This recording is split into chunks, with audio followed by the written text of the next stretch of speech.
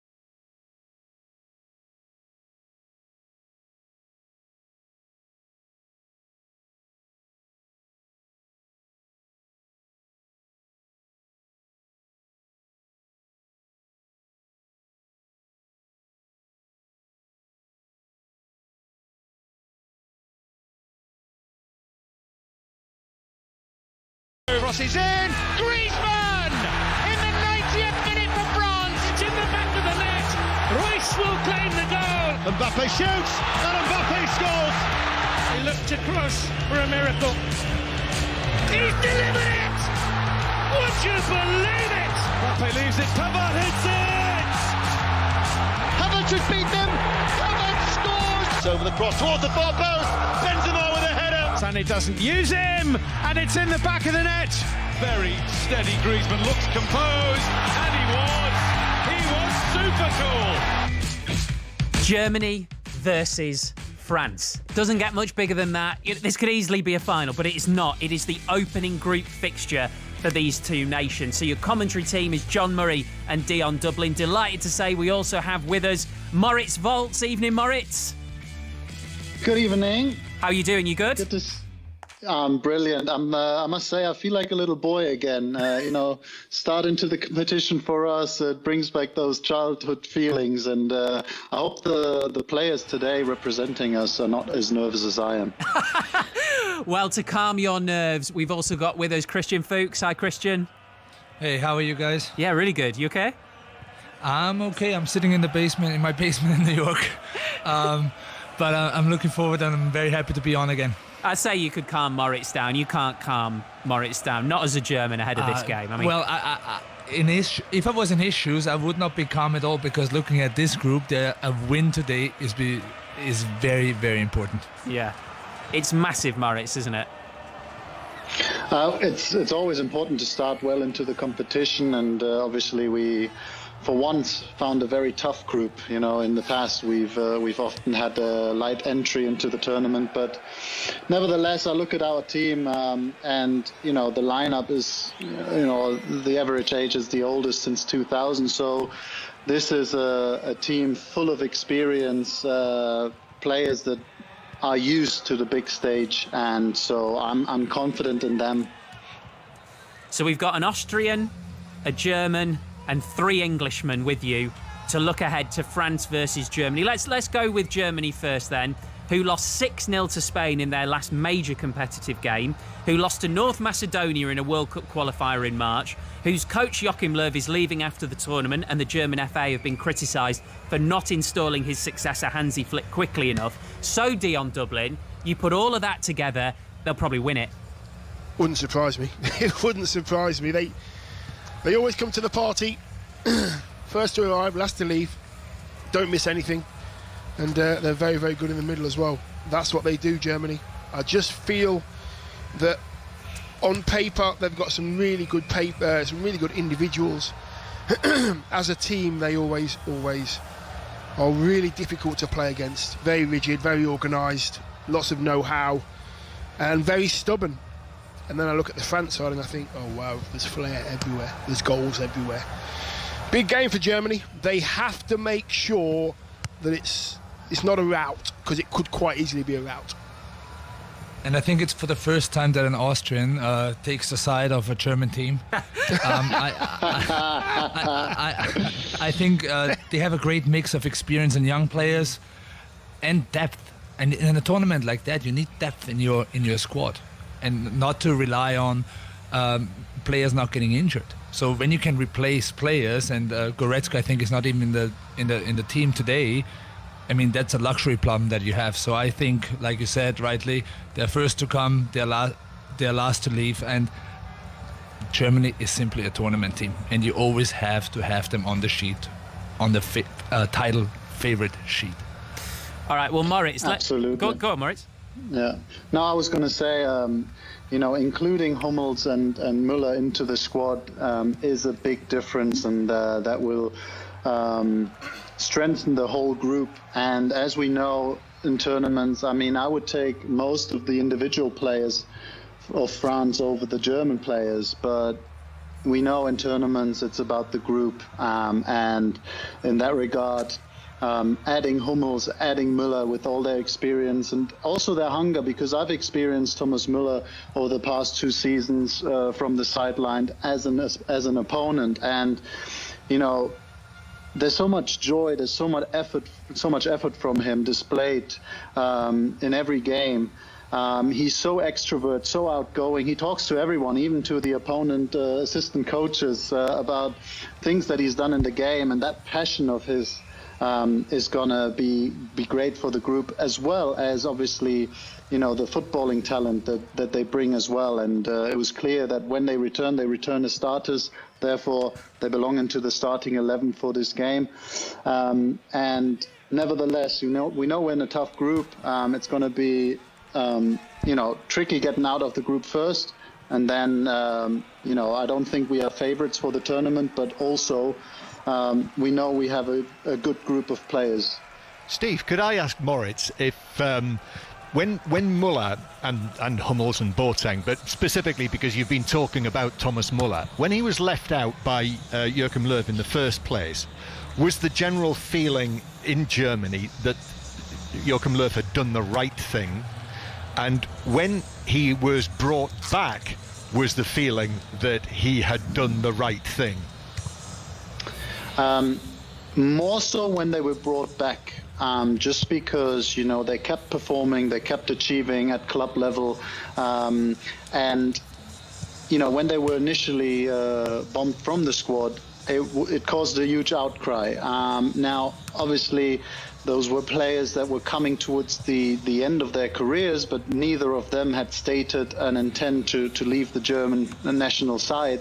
And so it caused outrage, and the only argument that Joachim Löw had was, that he felt, looking at the next tournament, that, the other players were able to, to fill the gap, and that the whole group would actually be aided in their development by leaving some of the established players out that the younger players could so often rely on. And the past 2 years have shown that they weren't really able to fill the gap, and that's why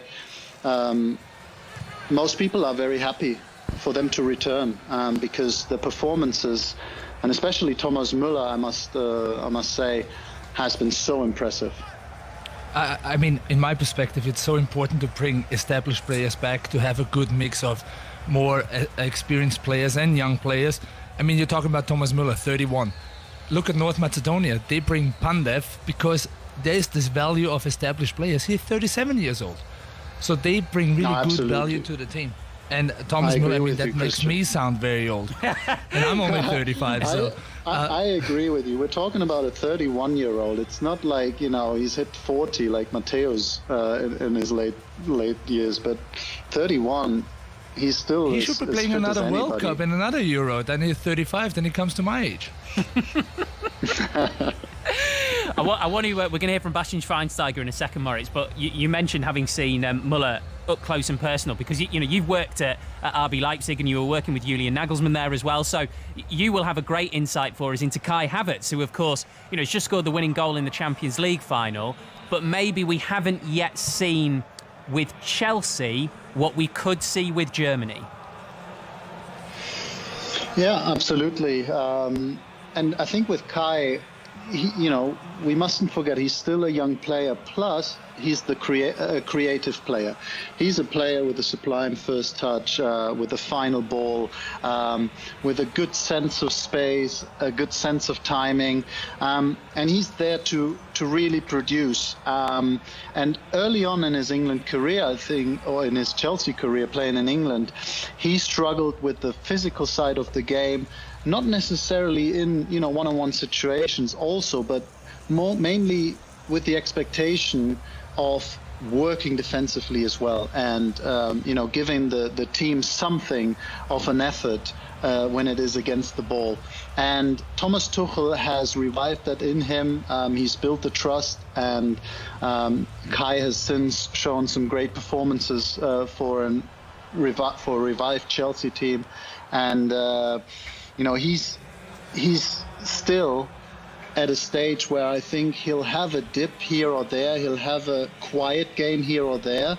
And, we as Germany cannot rely on Kai Havertz necessarily to be there every game, doing what he did in the Champions League final. But having done it in the Champions League final is a big lift for him as well, and it should give him confidence to take the stage here at the Euro 2020. Well, when you look at this German team, it's very, very hard to think of them as not being one of the favourites. But the truth is, they are not one of the favourites, which sounds very strange. We're going to hear from Bastian Schweinsteiger now, who can help us understand why, after he's given us his take on the recall of the likes of Müller and Mats Hummels. Listen, he has to make a decision after the 2018 World Cup, and so he thought it's a good idea to give young players a real chance, but the strategy didn't really work. So not all the players were using their opportunities. So that's why after announced publicly that it will be his last tournament, so he doesn't need to look left or right. He has only one direction, and it's like looking forward to have the success. And I think it was needed, even if I'm a little bit surprised that Jerome Boateng was not nominated, because I think that he actually is the best centre-back which we have in the national team. So that's a little bit a question mark why. But with both Thomas Müller and Mats Hummels, he actually showed everyone that he is only looking forward and looking for success. What is success for Germany? Is it about lifting the trophy again? No, I would say a successful tournament would be if the national team could bring back the trust of the supporters in Germany in their national team, because there were some problems in the past. The national team lost some attention of the supporters. And I think if they could bring back this kind of trust and joy for the supporters, that would be great. But this team is a question mark right now. When they can beat the world's cup champion France and also Portugal, they can beat both teams. They are strong enough. The question is, do they have the right attitude to the game, the right mentality? So that's Bastian Schweinsteiger, Moritz, saying that this German team need to restore trust. I'm just reading from one of the German newspapers here. Their headline after the defeat by North Macedonia in March was, "It's over, Yogi. The third historical debacle that Yogi is responsible for." So great team on paper, not a lot of faith back home? Well, the criticism is right. I mean, it has been very bumpy, a bumpy road since 2018, and maybe even you could argue a little bit before that. So the criticism is there, and it's rightful. I still think, it's an occasion, it's a tournament. I look at the starting 11 today, and I see 6 Champions League winners over the last 2 seasons in Germany's starting lineup versus 3 on the French side. So, there is definitely a quality there. I think, with France, you can argue with that individual brilliance that they may end up being stronger. I don't go into this game thinking, I hope we don't get battered, because I don't see that going to happen, and I hope I don't have to eat my words after the show, after the game. You know what it's like, but in comparison to Portugal, I still see us ahead of them, and even though they started strongly into the tournament, but I'm confident that this team has what it takes to potentially get to the semi-finals. I think that would be a successful tournament, getting to the semi-finals, even like the quarter-final stage, getting out of the group and so on, would be okay, depending on how the team performed. If it was kind of just scrappy old getting the results football and no tempo, no attractiveness there, then people would still argue, but I don't see that coming. France, Dion, are absolutely fascinating at the minute for many reasons. One, they've got an unbelievable team and they are the world champions. But two, there's all this stuff behind the scenes. So for anyone who's been living under a rock, Mbappe wanted to give a press conference because Giroud complained that he wasn't passing to him. There's this long-standing beef between Giroud and Benzema, who's been recalled in very controversial circumstances. Rabiot starting. He refused to go on the standby list in 2018, and Deschamps said, "You'll never play for me again." But here he is. There is a bit of talk, isn't there, that, behind the scenes, are they as good as they look on paper? You know what? They'll be happy. They'll be happy to look terrible behind the scenes. They'll be happy that people are talking about them behind the scenes, that they're not getting on. It takes their mind off what France are going to do on the pitch. France don't really seem to have harmony in the camp. There's always somebody that's not happy with something. Training grounds, training balls, bibs, cones. There's always somebody moaning about something. When it comes to the games, though, they seem to always put that behind them. And those individuals that you've spoken about there, Benzema and Rabiot, always seem to come to the cream always rises, and that's what happens with France. Well, they've got an unbelievably strong attacking lineup. They've just got unbelievable strength everywhere. And we could talk about Mbappe, we could talk about Griezmann, we could talk about Benzema, but we're actually going to get more on N'Golo Kante, arguably the most important player in this France team. He's very quiet off the pitch. On it, he is fierce, and I've been speaking to his former Chelsea teammate Cesc Fabregas. Well, I think the genius part about him is that the humility that he plays with, how he approaches games, always ready to fight with a lot of energy. I mean, don't get me wrong, most of the players, they are ready to play and ready to fight every 3 days, basically. This is what it is today in football, but he's lucky that he's got that engine that nobody has in football, and he takes care of it and he takes advantage of it, which is very, very important. How many times we've seen people with fantastic qualities, whatever it is, their own qualities, but they don't take it to the maximum level. But he does. He knows what he's all about.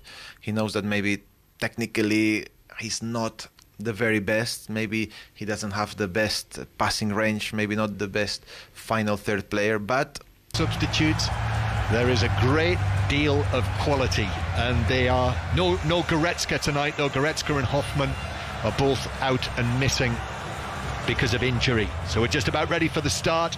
It is France against Germany in the second group match in Group F. The current world champions, France, the runners-up at Euro 2016 when they were hosts, against Germany, who have not won the Euros since the final was last held at Wembley 25 years ago.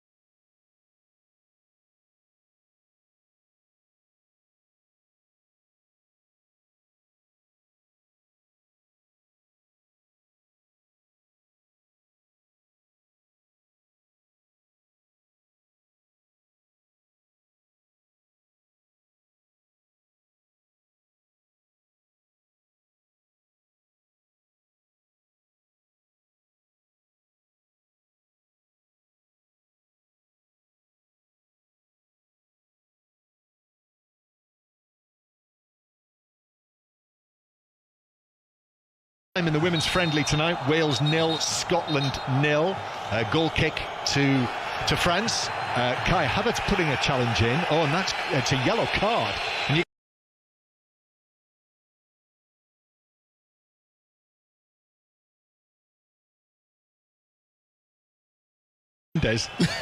I mean, the contact is minimal. It was Kimmich, wasn't it? Was it Kimmich? Yeah, it is Kimmich, yeah. Yeah, he pointed it towards Havertz, didn't he? Yeah, but then it is Kimmich. He gave it to Kimmich. Well, I did tell you, Dion, we are very much on at the mercy of the pictures that are being shown here. We are, and sometimes it can be difficult, but yeah. you know, we've got all the atmosphere coming through our ears as well, which is great. We can hear the noise. So France finally get over the halfway line, and the ball is played forward by Rabiot. Now here's Mbappe on the left-hand side, up against Hummels. Mbappe curls the ball across, stretch, brings it down, Pogba back to goal. Benzema thought about a shot, that's blocked by the calves of Kroos. And now Germany played away, it hits the referee, and Germany have played it back towards the edge of their own penalty area. He was happy to let that go, with Germany perhaps breaking forward, but in the end they went back to the edge of their own penalty area. France 0, Germany 0. Here is Thomas Muller, just a heavy touch there. However, it bounces back, stabbed forward by Gundogan, and then Varane was there to cut it out, and it bounces out of play for a throw into Germany down the left. Yeah, it's plain to see that Pogba, especially, being very, very disciplined, not leaving his position there on the right-hand side of Kante. Rabiot there as well on the left-hand side of Kante, not going diving out, getting picked off. Germany looking very comfortable on the ball, going through the thirds. Rudiger strikes a long right-footed ball. Gosens on the stretch at full tilt, can only get a touch on that and knock it out of play for a throw into France. Yeah, first long ball we've seen in the game. First long ball we've seen in the game. Pavard right in his right back spot with a throw in. Germany have pushed in to try and squeeze France into that corner, not to let them out.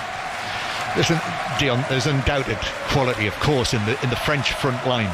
But I must say, I think a front line of Havertz, Gnabry, and the experience of Muller, plus the wing backs, I think that could cause that is a line. That's a front line that could cause problems to any team. Yeah, and you know what it does as well. It ticks all the boxes as well. You know, we know that Muller's not, he's not lightning quick, but he's got the know-how when it comes to the big stage, and Havertz and we know about Gnabry as well, how good he can be. Yep, Thomas Muller, who strangely has never scored at a European Championship. Top scorer at the World Cup in his time, 10 goals at the World Cup, but never scored at the Euros. Here's a ball to Havertz near the centre circle. Back it goes to Rudiger, still 0-0, 9 minutes on the clock already.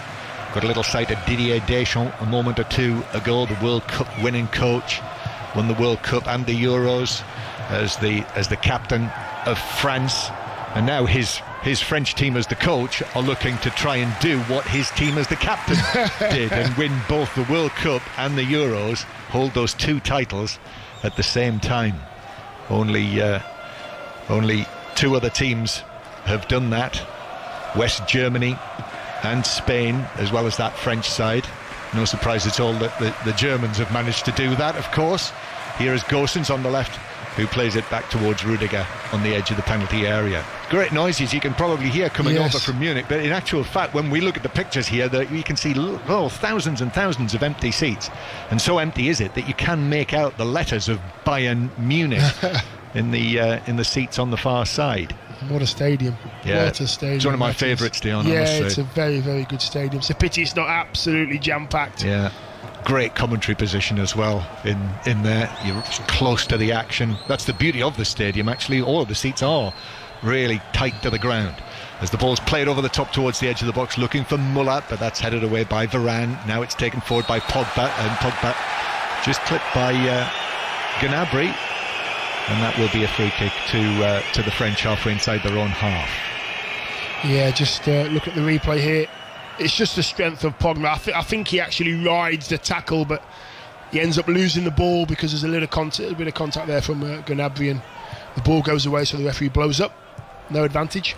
So France take a quick free kick. It bounces off Kimpembe, actually, and Havertz was all over him, but Kimpembe was able to hold it, then give it to Kante, and of course Kante just delivered it to Griezmann. Now the ball on the left-hand side for France with Lucas Hernandez, the left back. Mbappe out there on the left flank. And then Griezmann misplaces the pass. Huge cheers from all of the Bavarians. And it's played forward to Havertz, but in comes the challenge from Lucas Hernandez, and France tidy up and give it all the way back to goalkeeper Lloris, who is all in yellow tonight. France 0, Germany 0.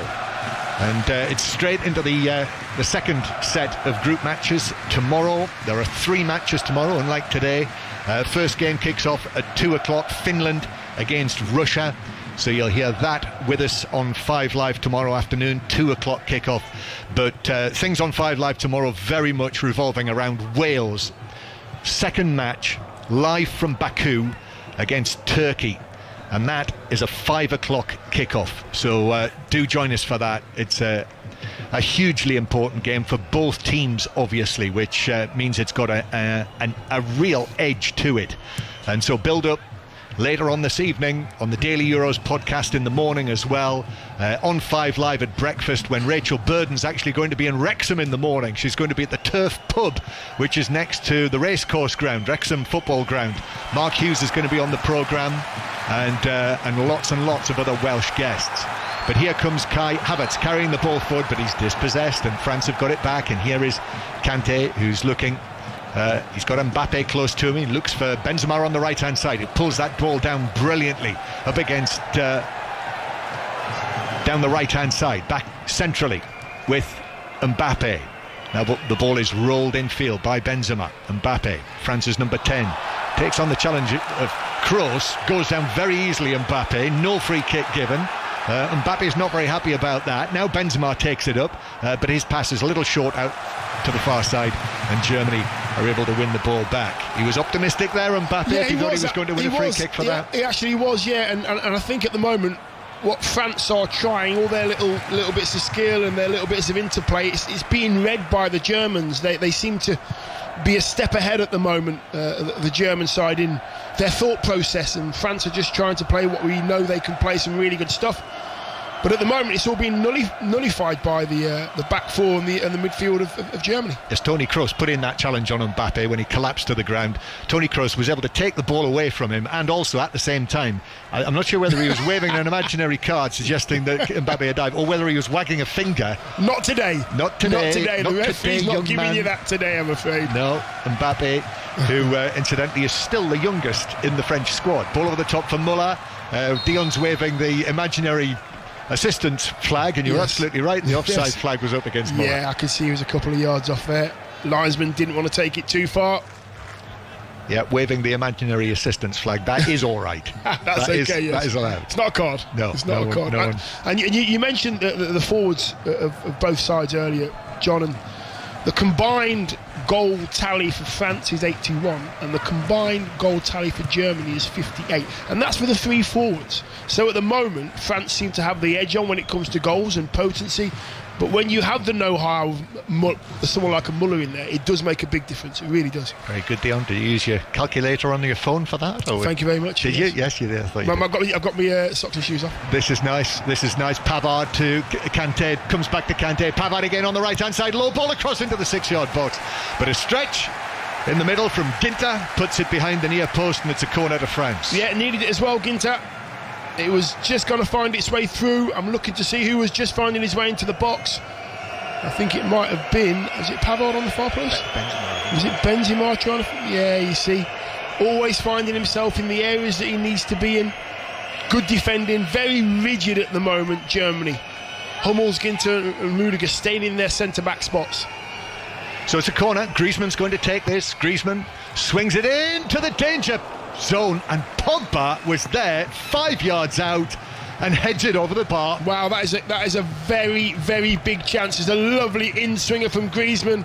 I mentioned how crosses, if you've got pace and power on them, all you got to do is guide it. He got it completely wrong. In your mind right then, when the ball's coming to you, you know you can score, you lose concentration. Hit his shoulder and went over the bar. Very, very good chance. 6 yards out. Really good chance. France 0, Germany 0, but France could easily be 1-0 up, and that is really France's first proper attack of the match. The first time they've caused problems. Germany, though, playing the ball in from the right-hand side. That's cleared away on the edge of the box. Benzema now turns, but he's dispossessed. Warm applause from Bavaria for Ilkay Gundogan as he was able to take it away. Gundogan then puts the challenge in. Kroos comes across as well, but the ball bounces back centrally, and here is Rabiot, who will carry the ball forward. Rabiot, who was less than chuffed when he was left out of the German squad, the French squad for the World Cup. And now Mbappe with a shot from the angle, but down goes Neuer and is able to push it away. It's close enough to him, quickly down to his left, pushed it away and wide of the goal and behind corner. Yeah, that's what he does though. You know, he just needs to shift it to the right. Mbappe, he tried that a minute ago with Toni Kroos. Toni Kroos read it on this occasion. He just shuffles onto it, puts all his weight onto his left leg, shuffles it to his right and gets a shot. It was finding its way in the corner. Good save. So Griezmann is quickly across here again with his fair hair tied up in a bun at the back of his head, but then it straggles down behind it. Griezmann plays it into the near post, but Gnabry was there, and the ball does not bounce out of play. It's kept in. Benjamin Pavard plays it deep back into his own half, and then it will be returned by Kanté to Hugo Lloris. France 0, Germany 0 remains the score in the stadium in Munich, just to the north of the Alps. The ball is thrown out to Gosens, who turns and gives it back to Rudiger. Germany, 4 times world champions, 3 times European champions, the joint record winners of the European Championship, along with Spain. Playing the ball back into their own half. Gundogan looks up, chips the ball out towards the left-hand side. Gosens takes it down on the top of his left thigh, and then Germany go back into their own territory again. Across to Hummels. Hummels to Gundogan, and now to the right-hand side again, and it's chipped forward by Ginter down the right flank. Muller heads it infield, an overhead kick away by Rabiot, and France have got it back. Paul Pogba now looks to slip the ball forward down the left-hand side. Right sort of thought, oh, that's a heavy touch by Neuer, but he was able to follow that up. Mbappe was hoping to latch onto that, and it was just slightly overhit by Pogba. Yes. Forward come the Germans though. Gnabry looking to the left, Gosens ball across, that's blocked, hit the first defender, and France get it away, Dion. Yeah, unfortunate there. I thought Pogba was going to put that right into the feet of Mbappe, but Neuer again taking up a good position for the goalkeeper just outside his box, reading it, takes it past Mbappe, and I'm thinking, just kick it out for the throw-in. He slides, keeps it in, and Germany keep the ball. Good contest. Yeah, it's a great contest. It's great, and I don't know why I'm surprised here. Germany looks so assured. They've got the ball, and every single player wants to get on the ball. Toni Kroos and Gundogan just making sure things are right. Rudiger and Hummels and Ginter. They're not moving from those 3 centre-back spots, making it really difficult for France to play they want to play. France are finding it difficult at the moment to get a foothold in this game. It is 0-0 with almost 20 minutes played. France will play Hungary next, so they'll go to Budapest. So France's next 2 matches are in Budapest. Here comes Pogba for France. Pogba with the outside of his boot, playing an angled ball over the top. It's driven across. Oh, it's a goal! It's gone in off Hummels, and France have the lead. Driven across at pace, and Hummels in the 6-yard box could do nothing other than deflect it high into his own net. Hernandez with the ball, and it is 1-0 to the world champions. And Germany are a goal behind in Munich. Yes, really unfortunate for Hummels. They've started really well. Germany defensively, organised, good structure. It's a great ball from Pogba. Out wide right, level with the 18-yard box. He cut outside of his boot, he puts Hernandez in. Hernandez finds himself about 3 yards away from the touchline in the box, sort of shins it across the box. And Hummels tries to clear it, but he can't get his feet sorted out. Yeah, it's fired in at him. I'm looking at the replay here. It's really pinged in at him. He should have really cleared that. He had Mbappe breathing down his neck. He knew he couldn't leave it. He had to get something on it. What he did get on it, he put in the back of his own net. Cracking ball over the top by Pogba. Yeah, and Hernandez, the space. Yeah, great ball from Pogba. It was actually the wrong kind of ball for Pogba because he played it with the outside of his boot, which will be fading away from Hernandez. But he seemed to get there, get something in it, put it in a dangerous area, and you never know. So France, the favourites, the world champions, are 1-0 up on Germany in Munich. An unfortunate goal certainly for Hummels to concede, but France, who have seen Germany have more of the possession, 56% possession to France's 44%. But the crucial fact on that long list of statistics on the screen in front of me is that it is 1-0 to France. And Benzema now. France suddenly, of course, with a spring in their step. Here's Griezmann. Good challenge, though, by Kroos. Muller on the left-hand side, plays it to Gnabry. Gnabry now moving from left to right. Lots of French bodies in there, though. It's played square for the high ball from Kimmich into the penalty area towards the back post. Pavard heads it away. Comes out to Gosens. Gosens' left foot cross, headed by Muller right across the face of goal, and it bounces out of play between the goal and the corner flag for a French goal kick. Yeah, decent cross as well from Gosens, and he's just ahead of the near post. Muller keeps it alive. Gosens, we're just seeing the goal again, the unfortunate own goal from Hummels, but just for a little moment I thought that Muller was going to get his header excuse me, on target there, but no, it wasn't to be. Couldn't get enough on it. Even though France have scored this goal, Germany still look composed and in control. They're not panicking, keeping hold of the ball, trying to find gaps in that French defence. But Mats Hummels' goal means that France are leading Germany by 1-0. I mentioned the fact that he scored the only goal when they played each other in the World Cup quarter-final in Brazil back in 2014. Well, he's got the first goal here as well, but not as he would have wanted, into his own net. As Dion Dublin said, just trying to clear it away, but it came at him at such pace, and the height was awkward, and he could all he could do, the contact, it just flew high into the net. Nothing Neuer could do about it. So 1-0 to France, and Germany coming forward, trying to do something about this. Gosens now to the left-hand side. Muller, who seems to have appeared on the left flank for the time being. Gundogan is able to turn and set off goalwards, and it's sort of opened up for him, and Kante comes in with a challenge, and he's fouled him, and it's a free kick to the Germans, 22 yards out. Yeah, it is. It's in a really interesting area. I mean, it's very rare that Kante ever gets caught out. There's not a lot. There's a little bit of contact there, tangling of legs.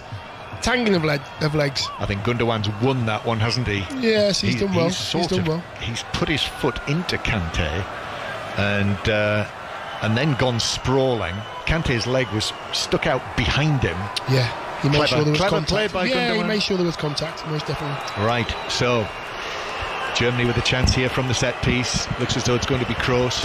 Muller's there as well. Muller's coming across just to have a look at it, and I think Kroos is the favourite. I think Muller's just making them think.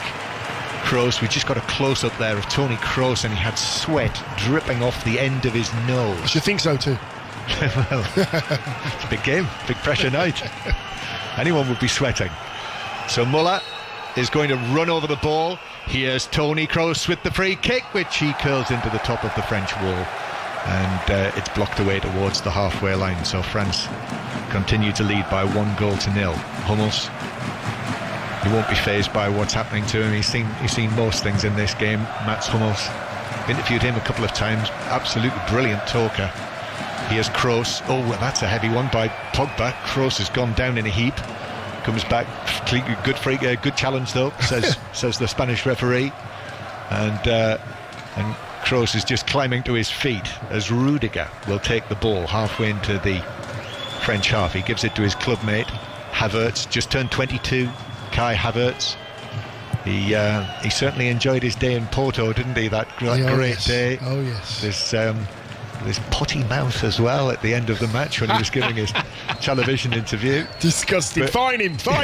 But he's had quite the season. Ball's played forward to Havertz inside the penalty area, but Kimpembe was able to come across and clear it away. Yeah, difficult season. A big money signing for Chelsea, changed the manager. He had COVID, remember, as well. That took him out of it. His form wasn't as he would want it to be. But in the end, it all came good for him. Yeah, it's just taking the time, finding your feet, getting to know the league. Gnabry playing it across for Germany. Here's Thomas Muller. He's tripped by Pogba. That's another free kick to the Germans. This one's slightly right of centre. Pogba, by his facial expression, cannot believe it. Varane as well, less than impressed. I think that is a free kick. Yeah, I do actually. Yeah, I think as Muller's trying to go in between the two French players there, he gets kicked on his foot, on the laces of his right foot. This one's a little bit further, or should I say it's a lot further out, this one. It's got to be 28, 30 yards out maybe. And the two same players are on it again. Muller's there. He's walking away, Muller. Yeah, it's going to be Kroos again, isn't it, with this one? It looks like it. They worked it with the last free kick. As Muller ran over the ball, he continued his run and ran past the wall. But Kroos struck the free kick. So this is into the top of the wall. So this one, from right of centre, this is between 20 and 25 yards out, further than the previous one. They're ready for it now. Kroos with the free kick, curls it up and over the wall, but well over the angle of post and bar as well. No, not with that style or pace or style of free kick. Never going to beat the keeper from there. The wall's jumping. The wall is on the edge of the box. The wall, three-man wall for France. He's jumping, making sure that he has to get it up and over. Difficult skill from that kind of distance as well. But Tony Kroos has it. Can't keep giving free kicks away on the edge of your box though. Got to be careful. Almost half an hour played. France 1, Germany 0. And I mentioned the fact we'll be building towards the big game for Wales tomorrow. Listen to that, 5 o'clock on 5 Live. The commentary live from Baku with Rob Phillips and Nathan Blake. Our colleague Juliet Farrington is in Baku as well. And at half-time, we will hear from Gareth Bale ahead of Wales' crucial match against Turkey. So Gareth Bale coming up at half-time. Fantastic. Don't miss that. Nathan Blake. Yes, old teammate, my old teammate Nathan Blake. He's in Baku. He never told me he was on the team. I'm going to have to send him a text and say, "Why you not got in touch? You still owe me a £5, Nathan. You do." I've been hearing Nathan a lot over the course of the last couple of days or so. Here is Havertz bringing it towards the edge of the penalty area, but the ball bounces off Muller, and Hugo Lloris clears it away.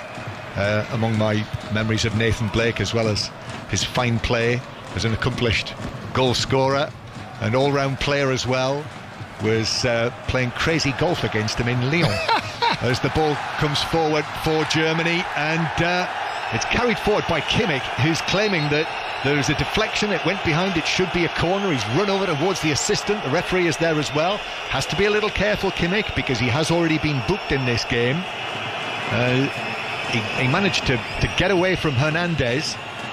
Kante came in with a challenge, and it did.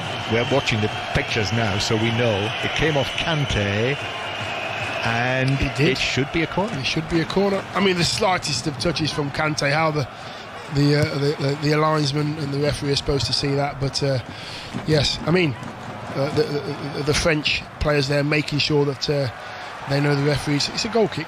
Well done, referee. Goal kick, which the French take. France leading by 1-0. And Gnabry's little layoff just passed the ball straight to Kante. And I mentioned the fact that France will play Hungary next. That is on Saturday at 2 o'clock. France, their next match is against Portugal at 5 o'clock on Saturday afternoon.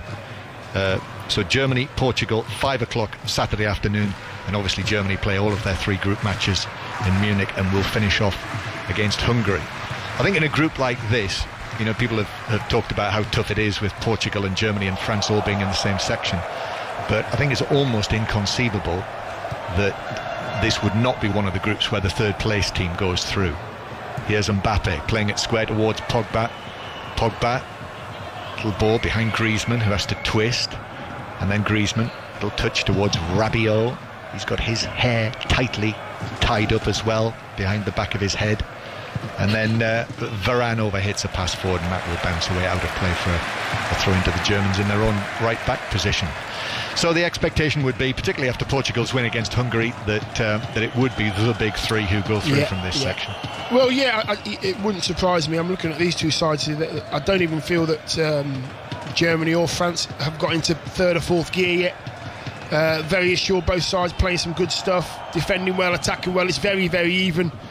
Unfortunate goal for Germany to score, but it's a poor ball cross field. Pogba cut it out, but Gosens was in there as well for Germany, and the Germans are able to play it out from the back via goalkeeper Neuer, and here is Gosens again, the left wing back to Toni Kroos, the fair-haired Real Madrid man of some vintage now. His ball to the right-hand side. Kimmich with a change of feet. There are runners either side and forward of him. Kimmich though comes in field. Gundogan takes it up. The Manchester City man.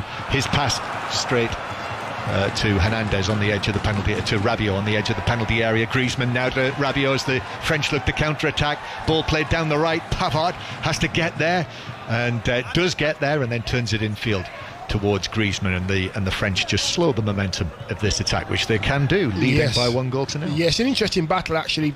Pogba and Toni Kroos just niggling at each other, just having a few words. You know, the ball's nowhere near them, but they're still in having a conversation. They're pointing at each other, just, you know, one-upmanship, so to speak. Who's going to take charge of that midfield?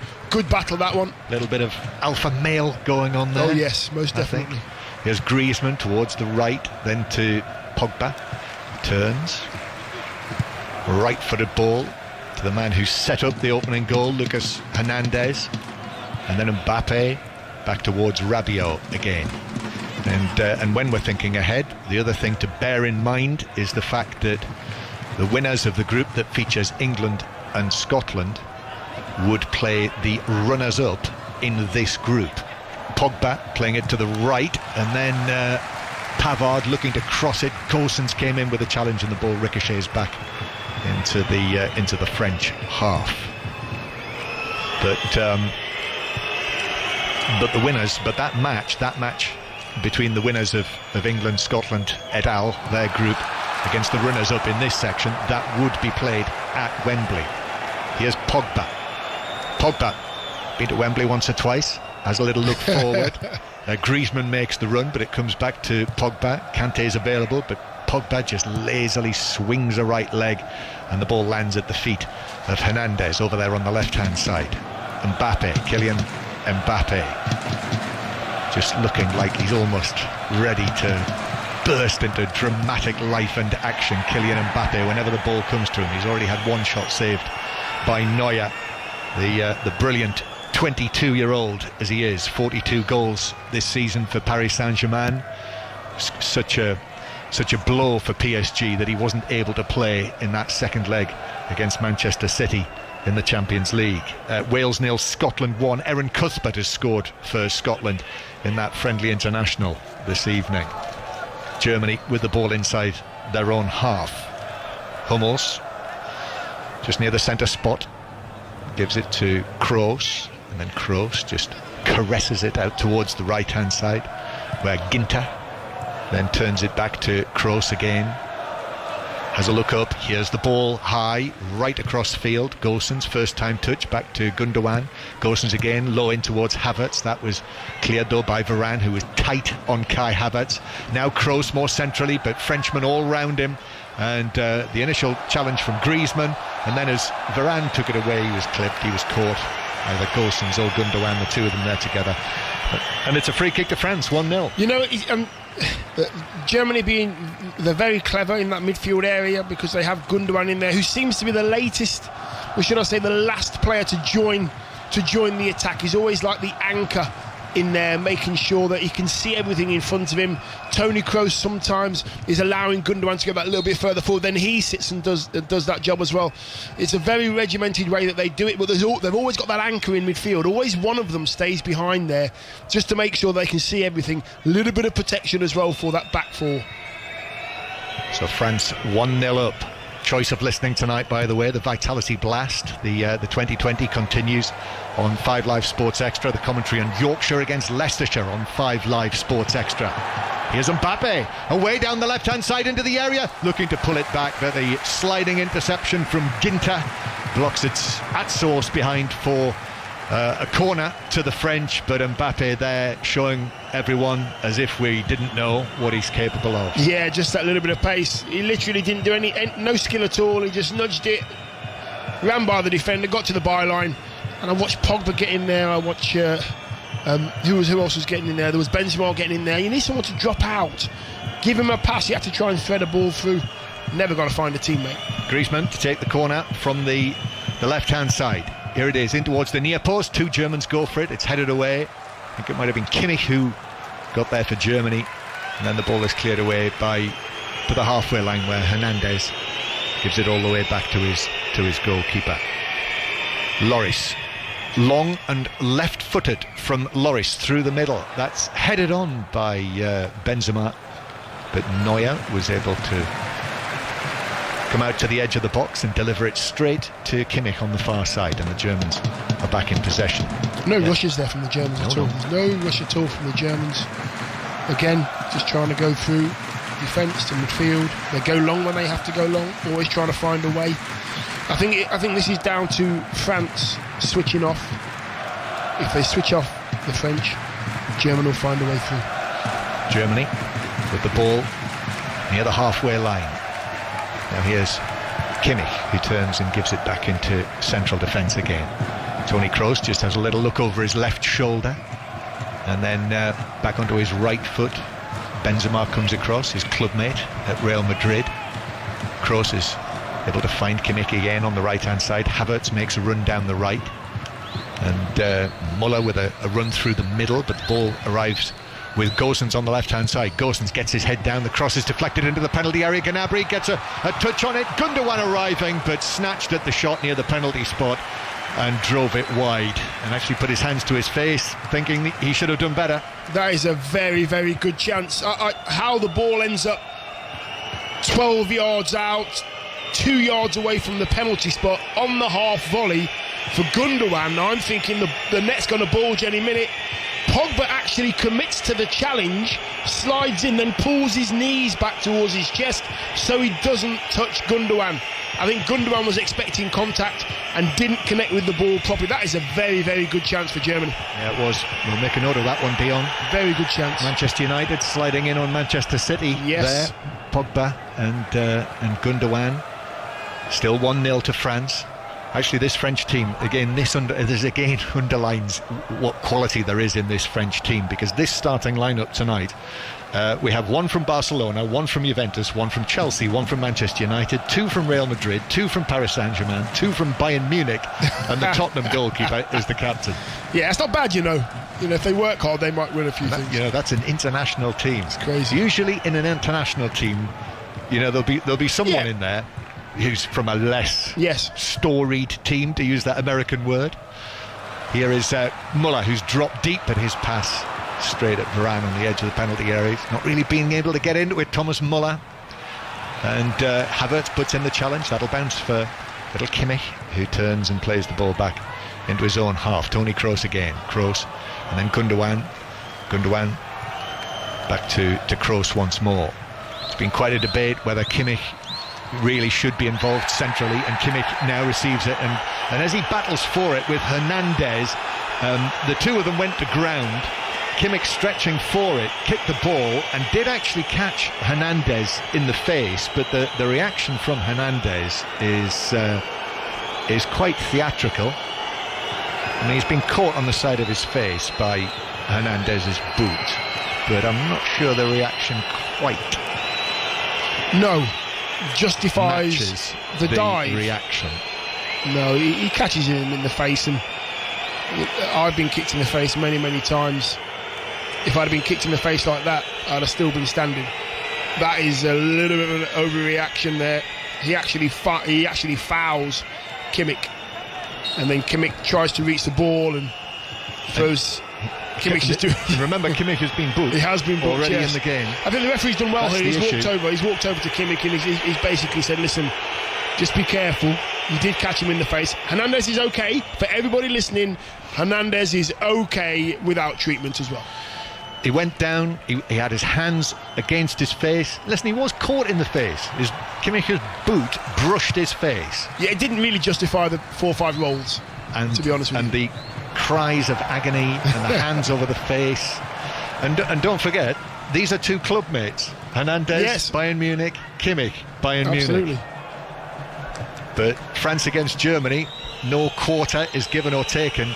But as far as I'm concerned, by Lucas Hernandez, that was a blatant attempt to try and get Kimmich sent off. Yeah, knowing full well the situation that Kimmich was in. So yes, not great to see that. Pogba curling the ball forward. Benzema chests it down, but took it wide and then volleys it high across the penalty area, where Kimmich is able to chest it back. You know, there was a moment there for Benzema where he wanted to shoot for goal, but his touch took it away on an acute angle, so he had to change his mind and cross it to the far post. No danger at all, chested back to the goalkeeper, but it was a danger sign for Germany. BBC Radio 5 Live, listen as well via BBC Sounds. France 1, Germany 0, and Germany coming forward. Havertz inside the penalty area shoots, but it was all very tight in there and it was blocked away off the defender in front of Havertz and out for a throw-in to Germany down the right-hand side. Throw-in taken quickly. Hummels, little one to the edge of the box. Havertz, then Gundogan and Kimmich. Kroos, 25 yards out, rolls the ball to the right to Gosens, and now Gnabry getting his shoulder down, challenged by Varane, went down. Fans want a free kick. This time referee certainly got that right, no free kick. And France run it away. Mbappe is having a little look in field to see what the options are, and then uses the run of Benzema also on the left wing. Benzema then stabs it back to Mbappe, who will go back to the halfway line to Rabiot. Half-time not far away. That's got to be frustrating for France. Yes, they have control of the ball right now, but there's Ginter and Hummels, and Mbappe has the ball down the right-hand side on the halfway line. Just run them. They're never going to catch him. Be positive. Comes inside, keeps the ball, yes, but if he runs at those two defenders, he will create havoc. Free kick.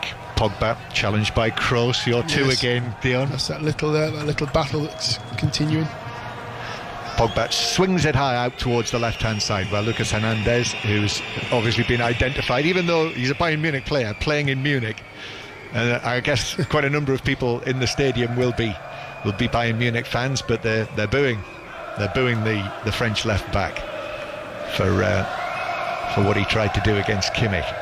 Long ball forward for France. Pogba chests that down on the run into the penalty area. Kroos is right there with him, shoulder to shoulder. They're in the box. Griezmann receives it from Pogba, and then the pictures went all over the place. I wasn't sure what was going on there. I don't know what I was looking at. Great ball though, completely lost it. Great ball, great run.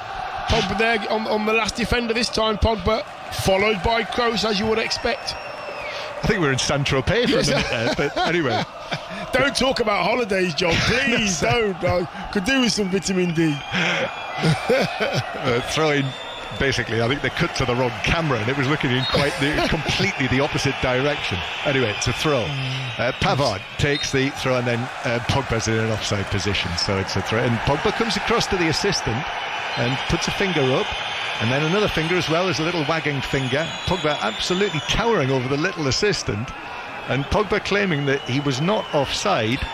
You know what, John? I think Pogba was actually talking to the linesman when the throw was taken and wasn't expecting the ball to find its way to him, so he couldn't get himself on a onside. But that's not relevant, is it? No, he's offside. He's offside. Absolutely. The lesson from that would be: don't talk to the assistant. Concentrate on the game's going on. Concentrate on the match. He was maybe fooled by that change of camera angle. France leading Germany by 1-0. Half-time not far away. Gosens taking the ball down the left. Gareth Bale coming up at half-time, if you just switched on. We've got an interview with our people in Baku with Gareth Bale, and he will be on later. Kimmich can't keep the ball in on the far side. On the subject of theatricals as well, by the way, which I mentioned. Before the match, we were talking about Aaron Ramsdale. Oh, we're just watching pictures here of Rudiger and Pogba. And Rudiger, I thought for a moment there he was going to put his mouth into the back of Pogba and have a little nibble. And he didn't do that. But he had his face into the back of Pogba. Yeah, and you know what? There was a motion there of opening his mouth. And listen, I'm pretty sure they're good pals. They know each other well.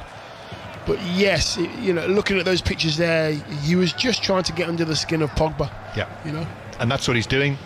And I guess that maybe is what Pogba was talking to the assistant. He switched off slightly while the ball was coming in play as well, Pogba. That's what he was trying to tell the assistant. Keep an eye on this. Yeah, well, that's one to watch. And I have to say, when we saw the replay there, I thought we were going to have a Luis Suarez style situation, but it did not go that far. No, not from what we've seen. No. Gnabry, lovely little flick there, but Gundogan couldn't latch onto it, and it's out, and that's it. That is the half-time whistle, and France are leading Germany by 1-0. Unfortunate for Germany and fortunate for Mats Hummels, certainly, but Lucas Hernandez driving the ball across in the 20th minute, and Hummels couldn't do anything other than deflect the ball high into his own net. But it's been really watchable. It's kind of like a Champions League match, actually, with the players and the standard of the quality of the football. I think even though Germany, I think, have edged it in terms of possession, which they have, France have had the better opportunities and have looked more dangerous, Dion. Yeah, I mean, going forward, France have looked a little bit dangerous, or should I say more dangerous than Germany. On the odd occasion, they have got into those wide areas. They've used it well. They got their goal from that as well, when Hummels couldn't sort his feet out. But Germany have looked more assured, look like they're slowly going through the gears, keeping it. I do believe that there will be 2 or 3 good chances in the second half for Germany. They're obviously still in this game. Germany will not be panicking at the moment, even though they are 1 down. And just to finish what I was saying, we were talking about Aaron Ramsdale before the match, Yes. who's been called into the England squad.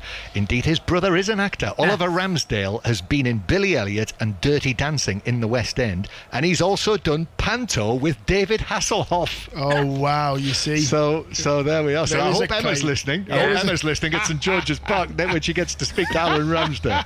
There you go. Right, that's it. Half-time over in Bavaria, where France are winning 1-0 against Germany.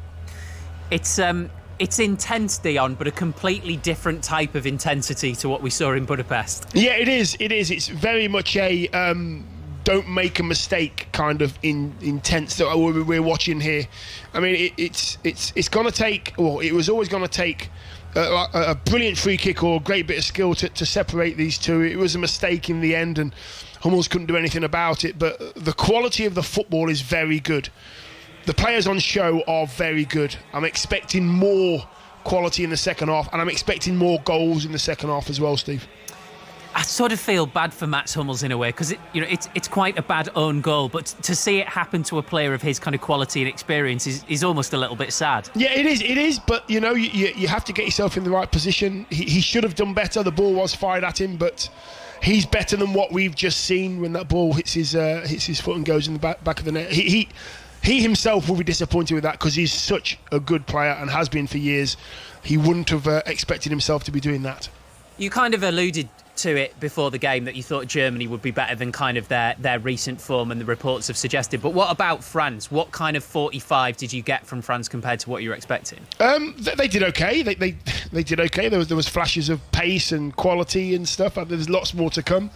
I think Kante's just done what he does and break things up. Pogba's just slowly more and more coming into the game.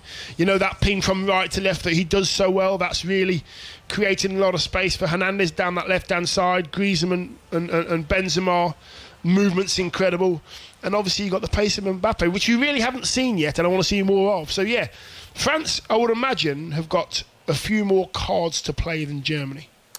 Dion, John, thank you very much for the time being. So that Mats Hummel own goal is what separates the two teams. 85058 at 5 Live Sport. Andrew says, I know he's currently playing in Germany, but I swear Kante is marking me whilst I watch. The man is everywhere. Stephen, England's likely reward if they win their group, one of France, Germany or Portugal. Can we have a redraw, please? Portugal, who won 3-0 in a game which was never a 3-0 against Hungary in a brilliant atmosphere in Budapest. We'll reflect more on that during the Daily Euros podcast, which will be out in the early hours of the morning. And we'll also have a big chat with our team out in Baku, covering the Wales game tomorrow night in Turkey, which we'll be bringing you live on 5 Live Sport. Coming up next then, we've got second half commentary, and we're going to speak to our boxing correspondent Mike Costello after news that Tyson Fury's third fight against Deontay Wilder has been confirmed. We'll do that after the news with Nick Hatfield. Listen on BBC Sounds. This is BBC Radio 5 Live. Thank you, Steve. Good evening. An independent panel has accused the Met Police of a form of institutional corruption following the death of a private investigator in 1987. A report found the force concealed or denied failings over the unsolved murder of Daniel Morgan, who was found dead in a pub car park in south-east London. Scotland Yard says it deeply regrets not bringing anyone to justice. Here's the Home Secretary, Priti Patel. The report itself is deeply alarming and finds examples of corrupt behaviour. Corrupt behaviour were not limited to the first investigation, that the Metropolitan Police made a litany of mistakes, and that this irreparably damaged the chances of successful prosecution of Daniel Morgan's murder. Nicola Sturgeon says it's likely there will be a delay in the further easing of coronavirus restrictions in Scotland. Rules were due to be relaxed on the 28th of June, but that will probably be pushed back 3 weeks. Ms Sturgeon says it will give health officials time to get more people vaccinated. The Trade Secretary, Liz Truss, has told the BBC a new trade deal between the UK and Australia will not harm British farmers, some of who fear they may be undercut on price and standards. Liz Truss rejects suggestions that imports of Australian beef will flood Britain. People want to buy high-quality British products produced in a high animal welfare way. And that is where the opportunities lie. By 2030, 66% of the world's middle classes will be in Asia, and they want to buy whiskey, cars, beef, lamb from the United Kingdom. We need to be positive about what we've got to sell rather than being defensive. The BBC's Director General, Tim Davies, says he's spoken directly to the royal household over the Martin Bashir controversy. A report found the journalist used deceitful behaviour to secure an interview with Princess Diana in 1995. Mr Davies told a committee of MPs he felt deep sympathy for Princes William and Harry. And an Egyptian vulture has been seen in the UK for the first time in more than 150 years. It's believed the bird may have come to the Isles of Scilly from northern France. If it's proved to be a wild vulture, it would be the first sighting here since 1868. BBC Sounds. Peter Crouch. Laughs. Gary Lineker. Legends. Sum up their podcasts in a single word. Mates. Debates. Mischief. Brains. Nonsense. Knowledge. Pancakes. That Peter Crouch Euros podcast and the Match of the Day Top 10 podcast. Football. 2 podcasts, 1 tournament. Listen only on BBC Sounds. Evening, welcome back to 5 Live Sport. It is France 1, Germany 0, half-time in Munich in their Euro 2020 opener. Tomorrow, we're going to be all about Wales, aren't we? We've got full commentary on their game versus Turkey.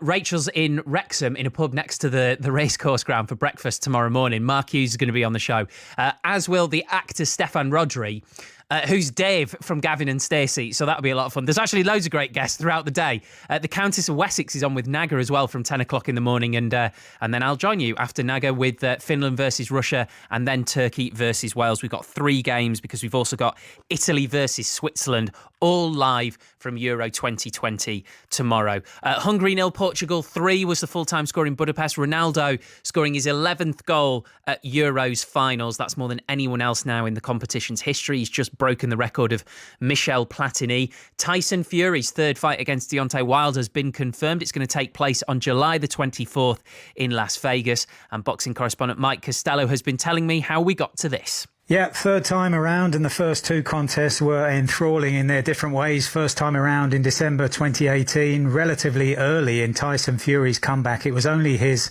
3rd fight back after a 924-day absence, and even his father, who's respected as a great judge and who Tyson himself looks upon as not just a dad but a mentor, had said that the fight against Deontay Wilder, the reigning WBC champion at that time, already with a record that surpassed just about every heavyweight champion in history in terms of knockouts, his dad was saying that it's too soon.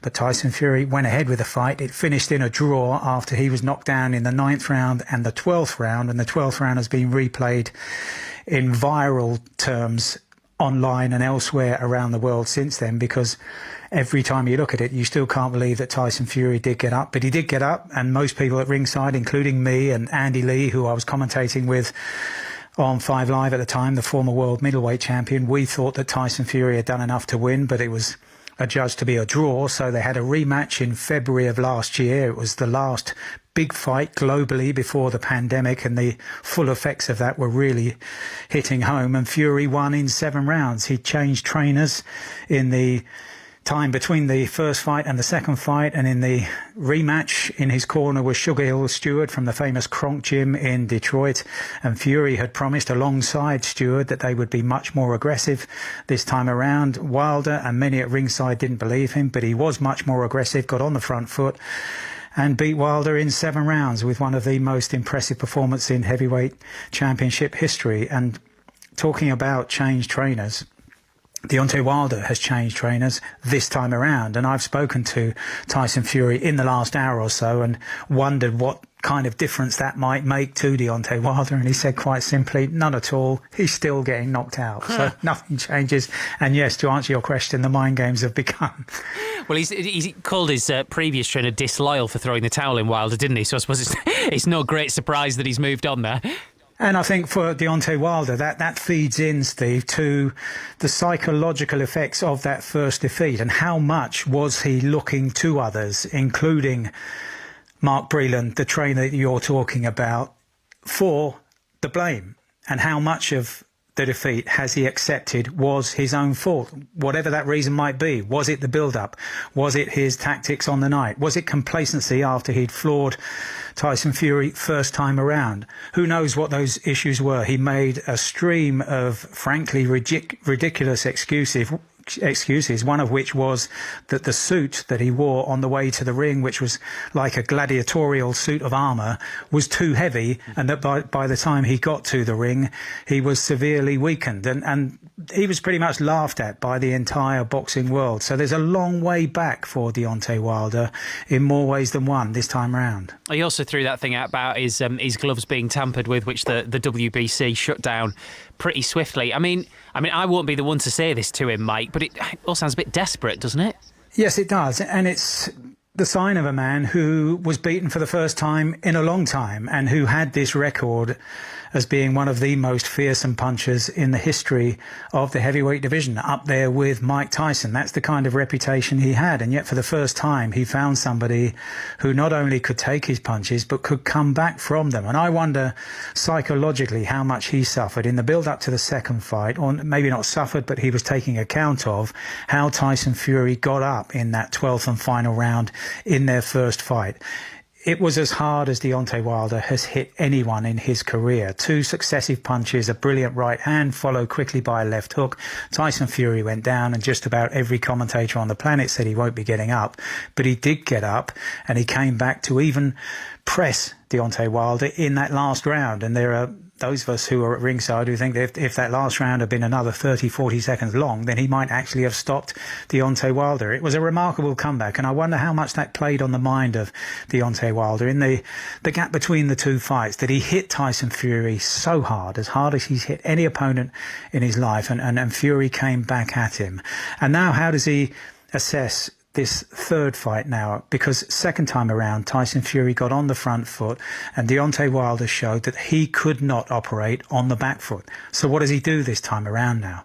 It's a real puzzle for him and for his new trainer, Malik Scott.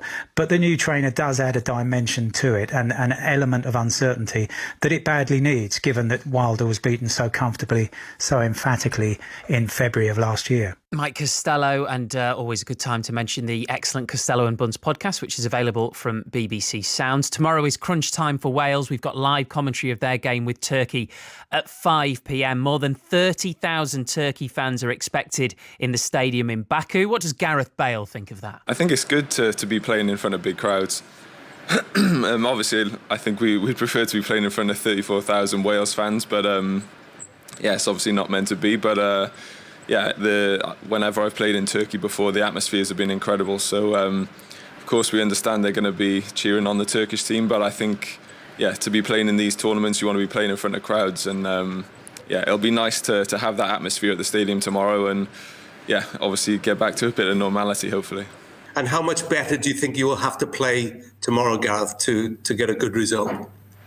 I think it's easy to say, we can go and play better, but different games, different situations, the heat is difficult to play, and also, it just depends how the game goes. I think Of course, we would love to put in a great performance and win, but at the end of the day, it's the results that count. The performances, we want to do the right things and be prepared and play great football, but at the end of the day, we need to get results, and after the game, that's the only thing that's going to matter.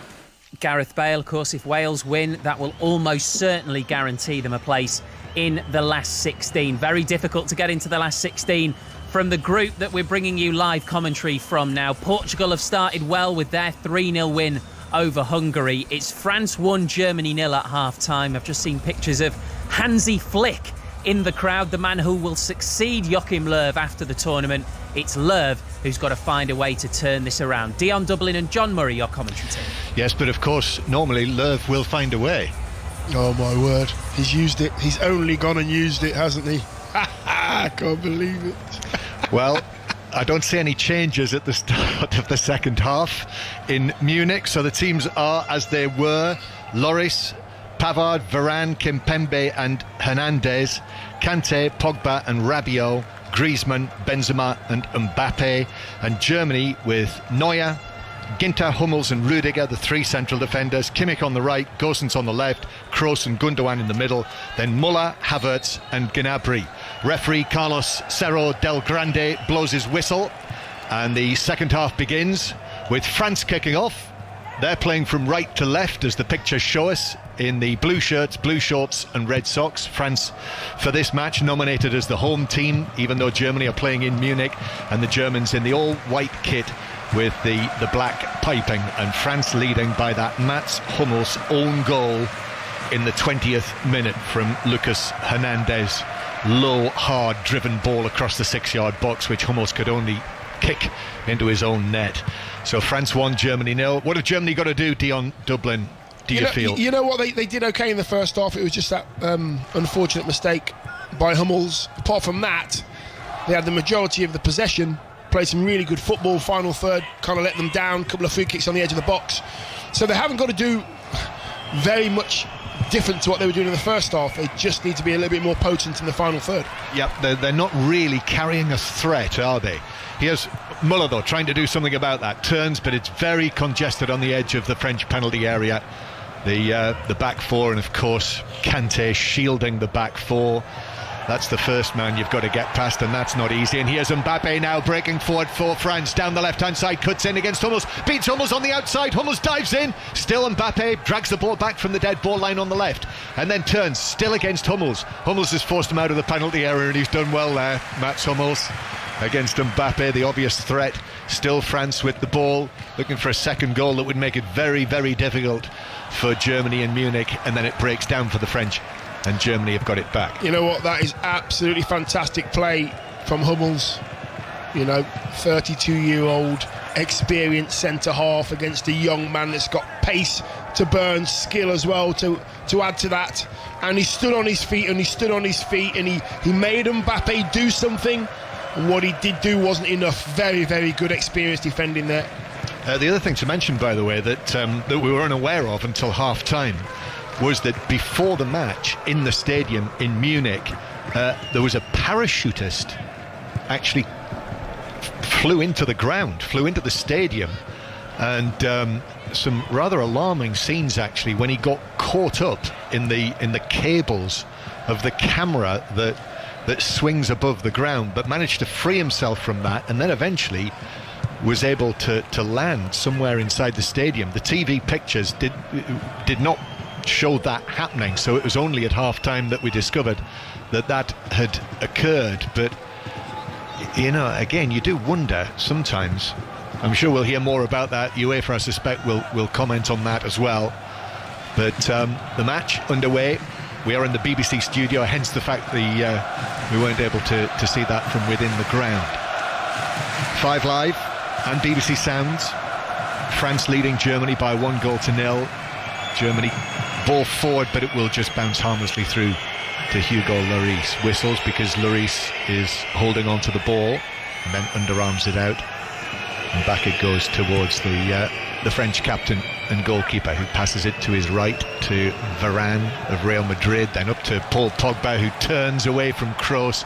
If you weren't listening in the first half, that's been one of the features. Kroos against Pogba in the midfield. Now here's Benzema after he's 6 years away from international action, after he was left out, dropped by Didier Deschamps, but unexpectedly recalled for this tournament. Karim Benzema, even though he faces a court case later in the year, which has complicated the situation, but been in great form with Real Madrid the last 3 seasons. Benzema this season, another 30 goals in all competitions for Real Madrid, so he's back in the international fold. Germany playing the ball back to the right-sided central defender Ginter, then across to Hummels, now Havertz on the left-hand side, and then Gosens turns back and looks for Gundogan, who's got space here, just has a look up, gives it to Muller. Muller's left-footed ball across the area, that's easily headed down by Kimpembe, and Rabiot on the edge of his box passes it forward, but that Hummels has done well there to win it against Benzema, but then Rabiot comes in, and now Hummels is out of position, and France are breaking forward. Rabiot and Mbappe, heavy touch by Rabiot, and that gave Germany the chance. Ginter to blast it away downfield. Yeah, just a heavy touch there. It was looking dangerous for Germany. Lots of players getting forward, lots of blue shirts flooding forward, but just in time, Ginter just taking it off the foot of Rabiot. So France back in possession. We've been seeing there's around about 14,000 people inside the stadium over in Munich as an offside flag against France, so Germany have the ball. And as is the case with everyone coming back to sports events and football events, you know, I get the impression that they're turning it into quite a carnival occasion this evening, and we've got all sorts of people in fancy dress. As Gundogan will take the ball in the middle of the French half, play it out to the right-hand side to Kimmich, and now Ginter, right-footed ball looking for Havertz inside the area, but Varane was able to get up and head that away. Pogba loses possession, Mbappe is back in there, went down very theatrically against Kroos again. Mbappe, no free kick, rightly so. Pogba takes it on, and he is tripped in the centre circle, and that's a free kick to France. Yeah, he's so composed on the ball. Pogba taking the ball down the edge of his box, nearly has it nicked off his toe, and then he gets in the middle of the park, wants to take it down again, always wants to start things happening for France in the middle of the park. TV pictures just showing us, as Steve Crossman mentioned at half-time, Hansi Flick, who will take over from Joachim Löw after this tournament, is sitting up about 15-16 rows back in the stand behind the man he'll succeed. Here's Rabiot, receives it left side of the penalty area, shoots against the outside of the post as the challengers came in on him. He was falling as he hit the shot.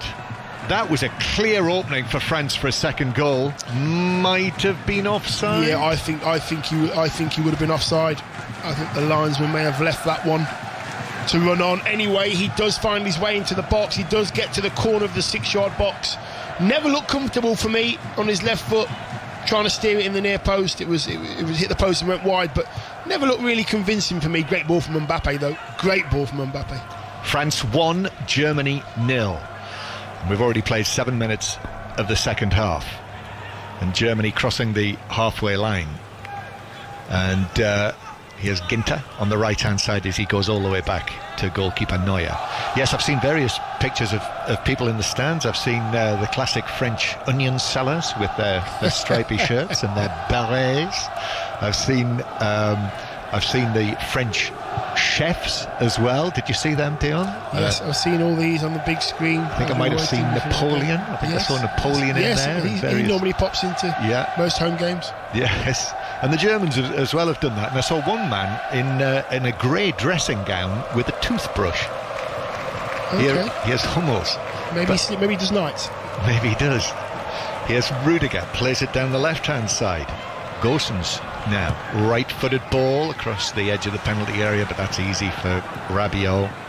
The German threat simply has not been there in the French defensive third. That's certainly an area that Germany need to improve. Here's Havertz.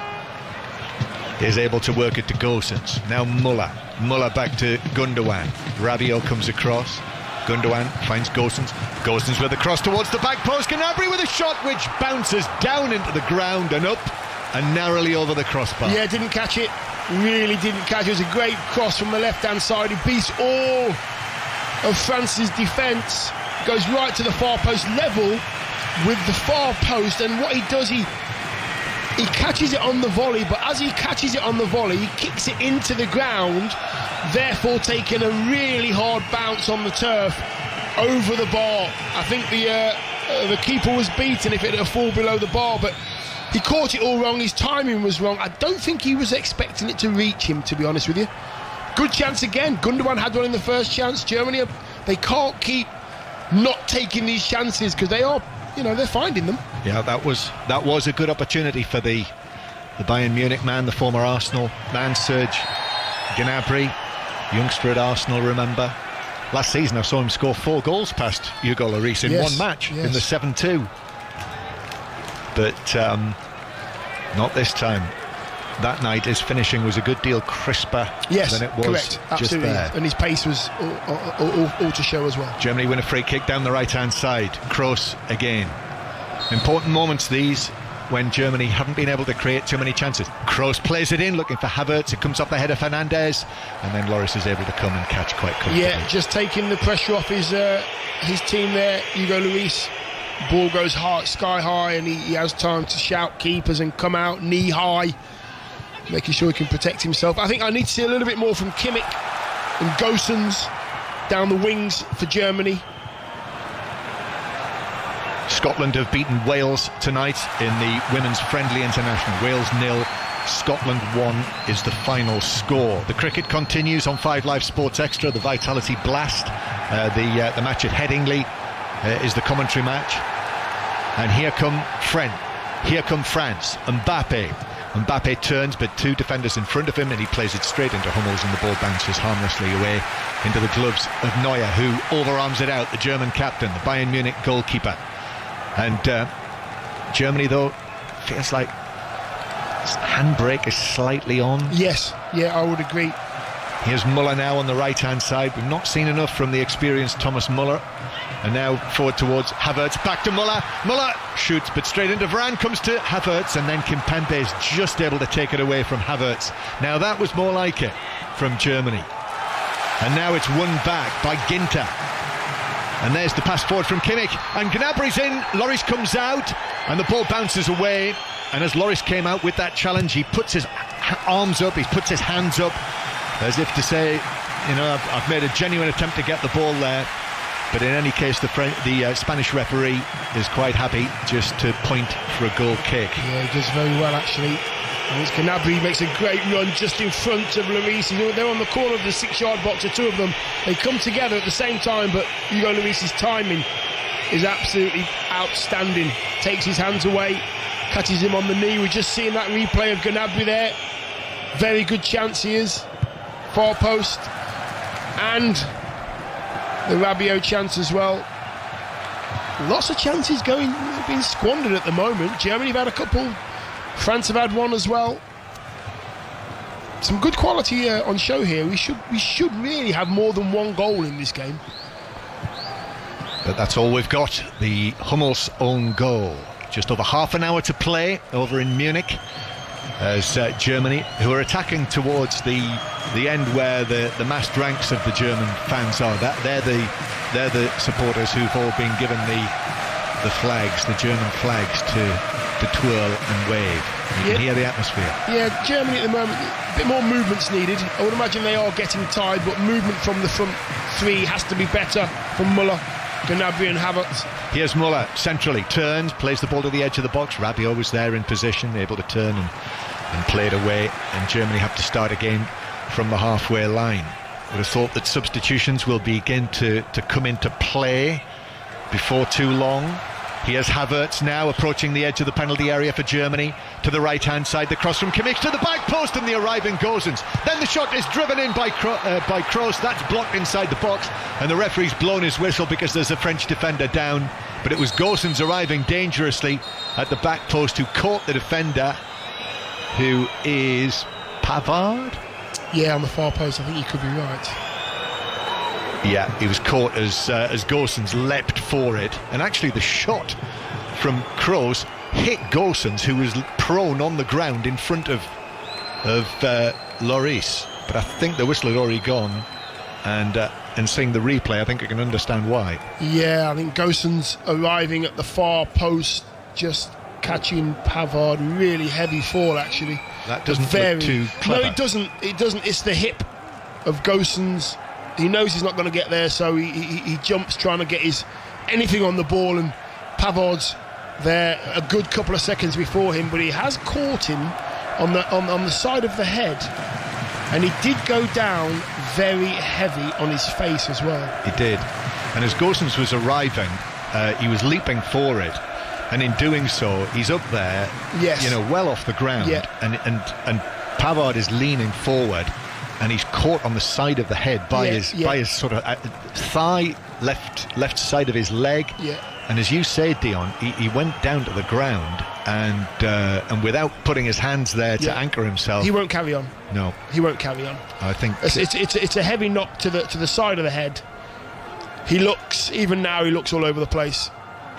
He looks a little bit spaced out. Let's just get him off the pitch and get somebody else on. Let's just do the right thing. Yeah, and he's been told by his teammates as well.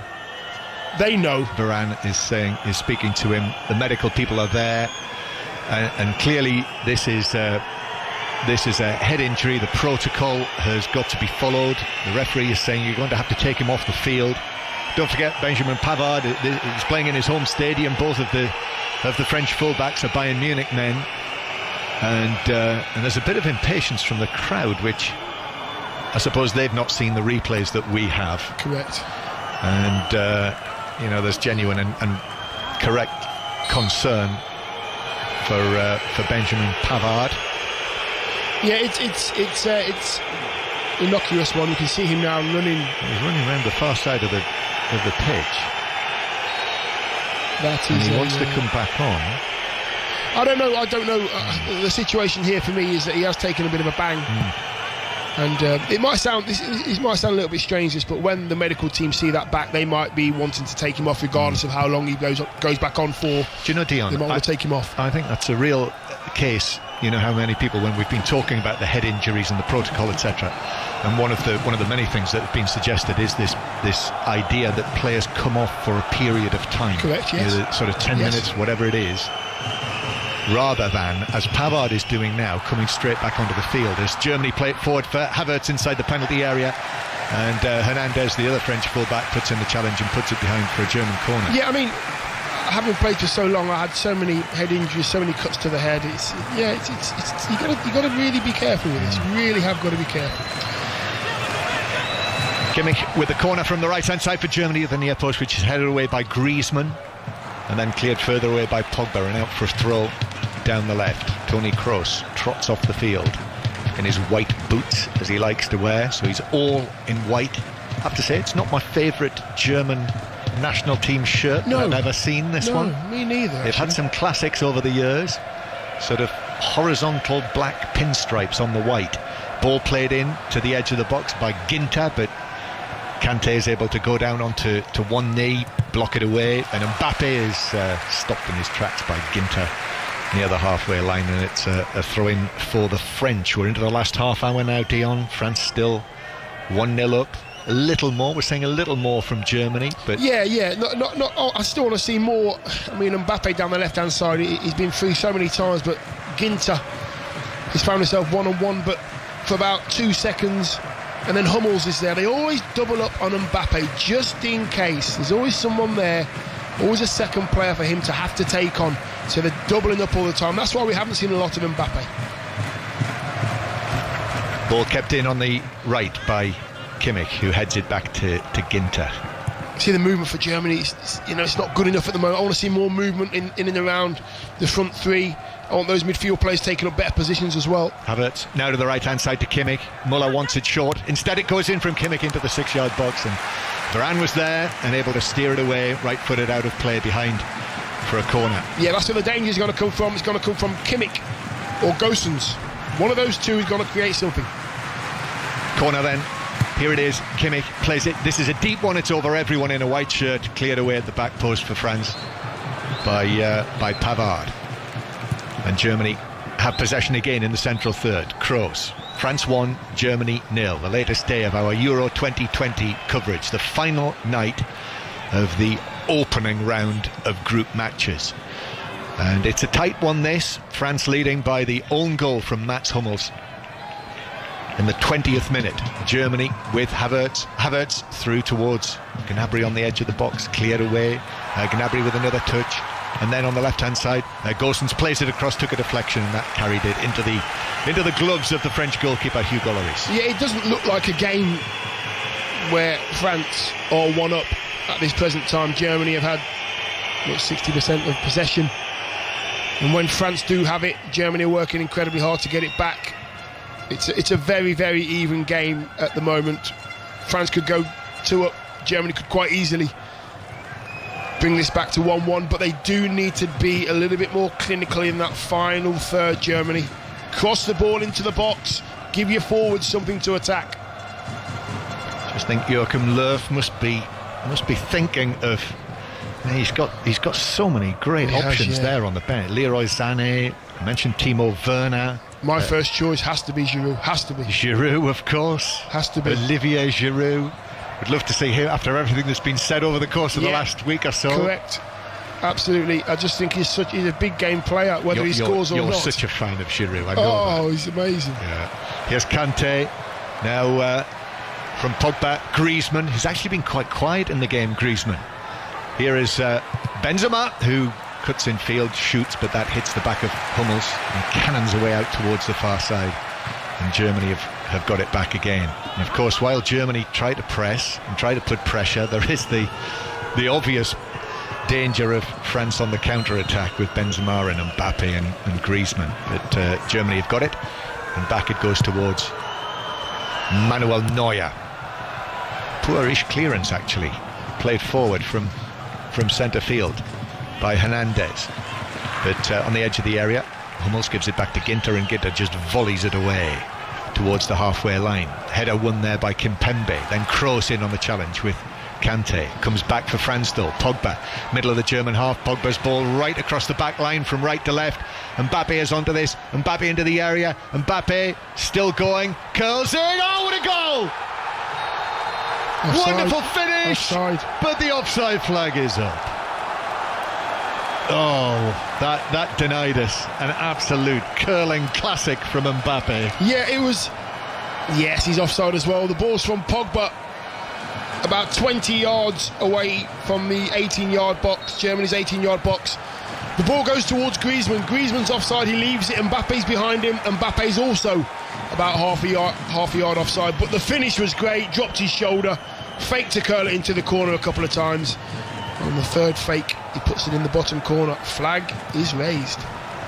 France 1, Germany 0 is still the scoreline. After that goal, that finish from Mbappe was ruled out. That was right out of the Mbappe playbook, wasn't it? It was. That's page 1, I'm afraid. It is that. Drop your shoulder, curl it in with the right foot. Paragraph 1. Exactly. Quite Henry-like, actually. It was. In the way that it was finished.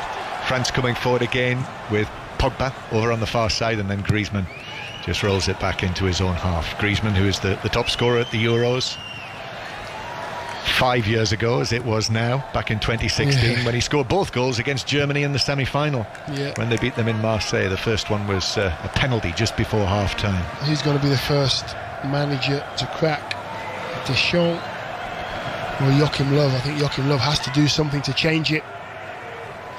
Doesn't have to chase the game, but he does have to get somebody on the pitch that can create or possibly put the ball in the back of the net with a bit more conviction than we've seen so far.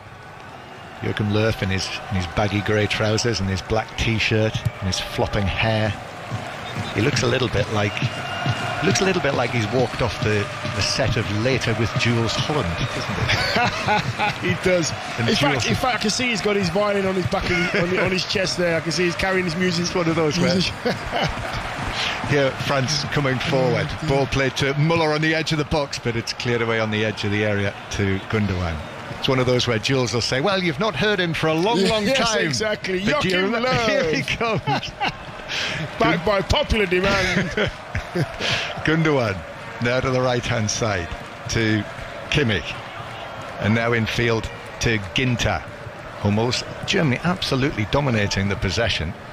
If I can get the screen up here, I'll see what it is now. Still 58% to Germany, 42% to France.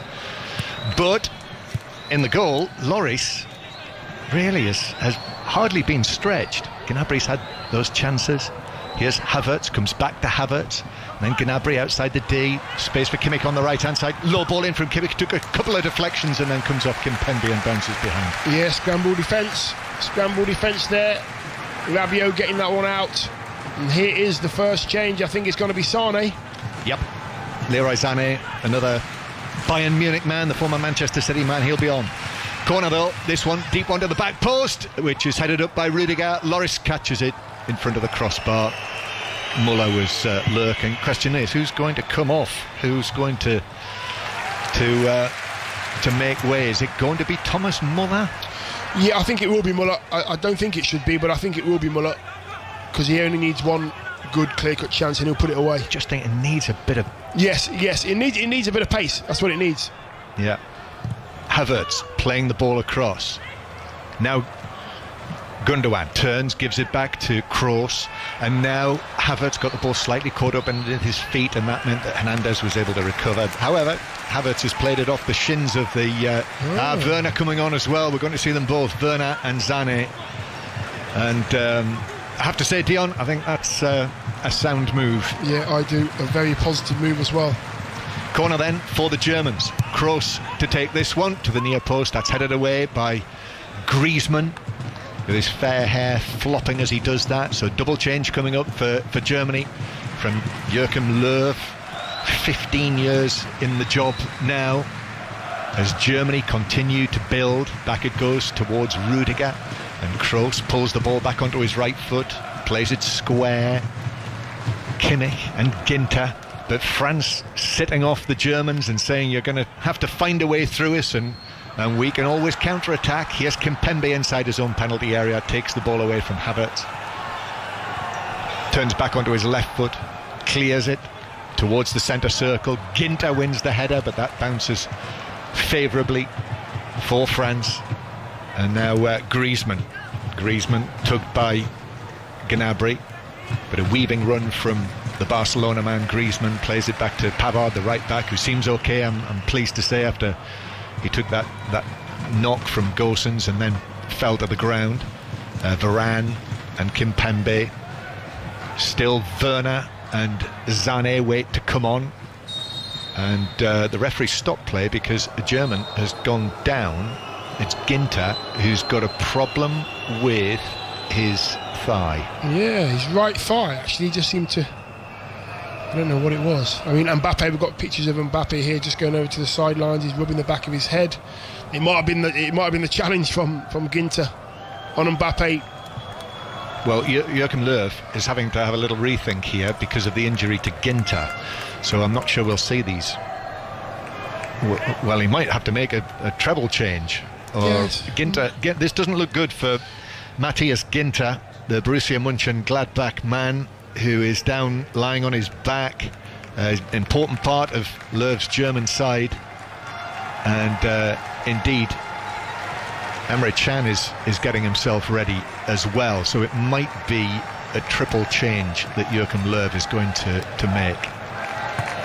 And you're right, Dion, it was that challenge, Ginter on Mbappe. Yeah, you know what? I think Mbappe comes off worse, but from what I've just seen, I think it was an elbow of Mbappe that catches him just above the knee, below the lower part of the thigh, like maybe a dead leg, and they can come on really quickly as well. And the bleed can really, really happen quickly, and it can really stiffen you up as well. So maybe that's maybe it's a little bit worse than what it looked like. Well, Emre Can's done well there. He's got himself ready very quickly, but I think Ginter is going to give it a go.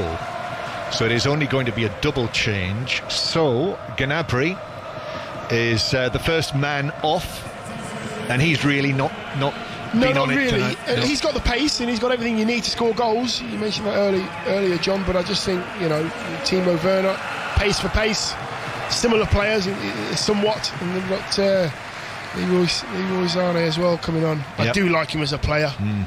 very exciting player. And it's Havertz who's off, so Muller stays on.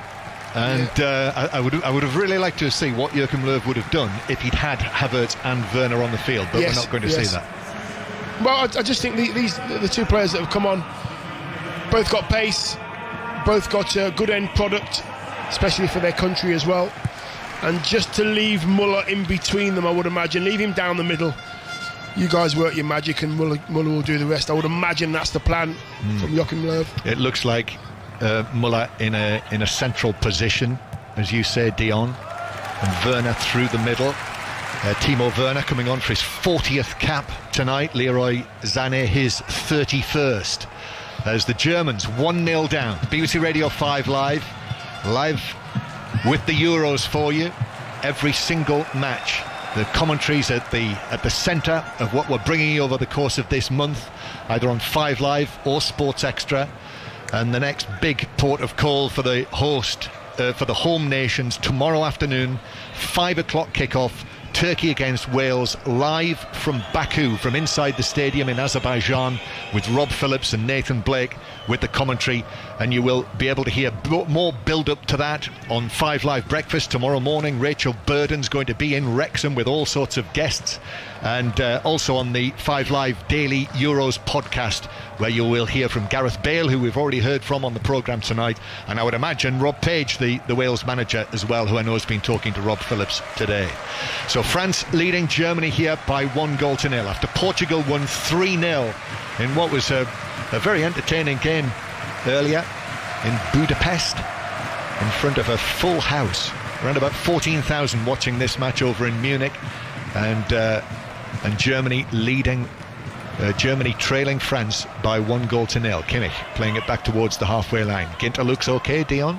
Just receiving the ball now, playing it across to Hummels. Yeah, I mean, with a dead leg, it can either come on really quickly, and the bruising, you can feel it coming out, but you have to keep it moving. You have to keep the muscles moving. Don't allow the blood to sort of make a really, really sore spot. So keep that moving. It will be sore, though. You can see him limping there. Number 4. 15 minutes to go. And Germany, who play Portugal next. Here is Kimmich on the right-hand side. Kimmich taking on Hernandez, twisting one way and the other. Oh, does well to get the cross in, but too close to Lloris, who's able to come and take a comfortable catch. Yeah, I would imagine that Joachim Löw is expecting that Timo Werner and Leroy Sané are going to keep that France back 4, back 5 a little bit deeper, because France won't want them to have space to run into, so there might be a bit more space in the middle of the park for Gundogan and Kroos to work their magic. Here is Kimmich on the right-hand side. This French side who've won 16 of their last 20 internationals. Their only defeat in that time was back in November in a friendly match in Paris against Finland. Here's Kroos, this German side who've had more than their usual share of poor results, calamities actually, by their standards over the course of the last 2 or 3 years. Here's Leroy Sané now on the left-hand side. Sané, who's had a little bit of an up-and-down season with Bayern Munich. Then back to Kroos centrally, now to the right. The pass was a little short to Ginter. Gives it back to the Real Madrid man, Toni Kroos, who curls the ball into the area, but his clubmate Varane got an early sight of that, was able to move across and head it away. Mbappe, then it's played forward by Benzema. It's Mbappe against Hummels, and there's only one winner there, and Mbappe's away from Hummels, who dives in. And did he catch him? No, the referee says he got the ball against Mbappe, who was sent flying, falling into the penalty area.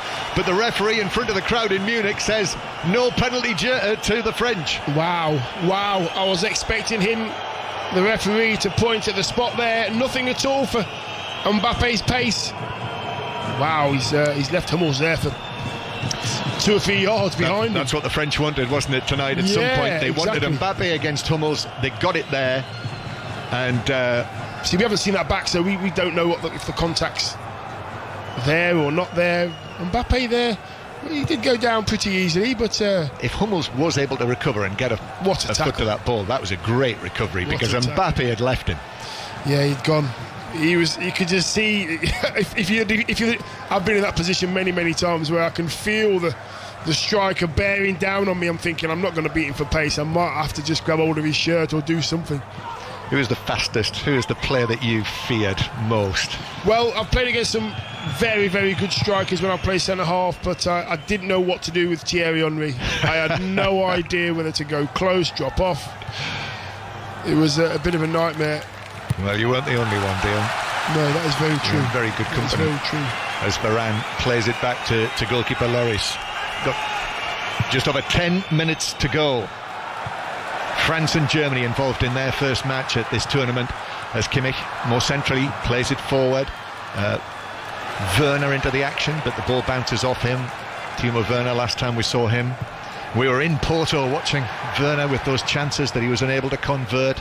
Now the ball is up with Mbappe, and Benzema gives it back to Mbappe on the right hand side. Griezmann at the back post, Mbappe with the stationary ball at his feet, takes on Rudiger, gets the ball into the near post, but Hummels was there in the right place to just quickly move to his left and clear it.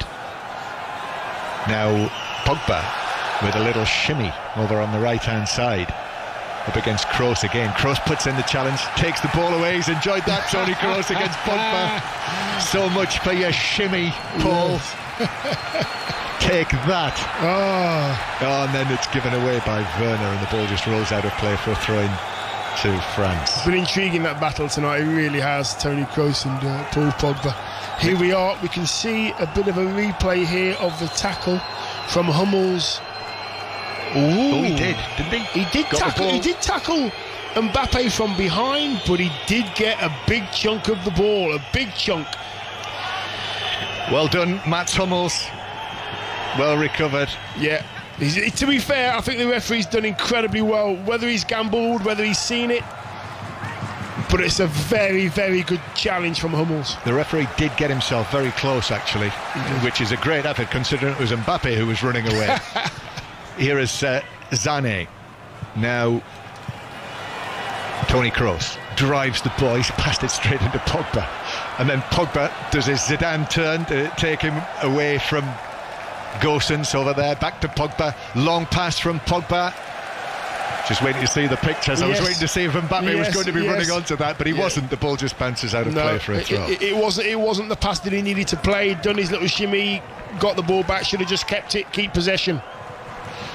Social media apparently having a lot of fun with Rudiger at that moment that that we thought he looked as though he might be going to have a little nibble of Paul Pogba in the first half. So you'll be seeing that, I would have thought, quite a lot over the course of the next few hours. It did actually look like he had taken a chunk out of his back, but it looked as though he was tempted. Yes. And then just at the last moment, he sort of put his mouth. Yeah, there was no anger there at all. There was no anger or malice. I just think he was trying to wind Paul Pogba up, and it was a little bit.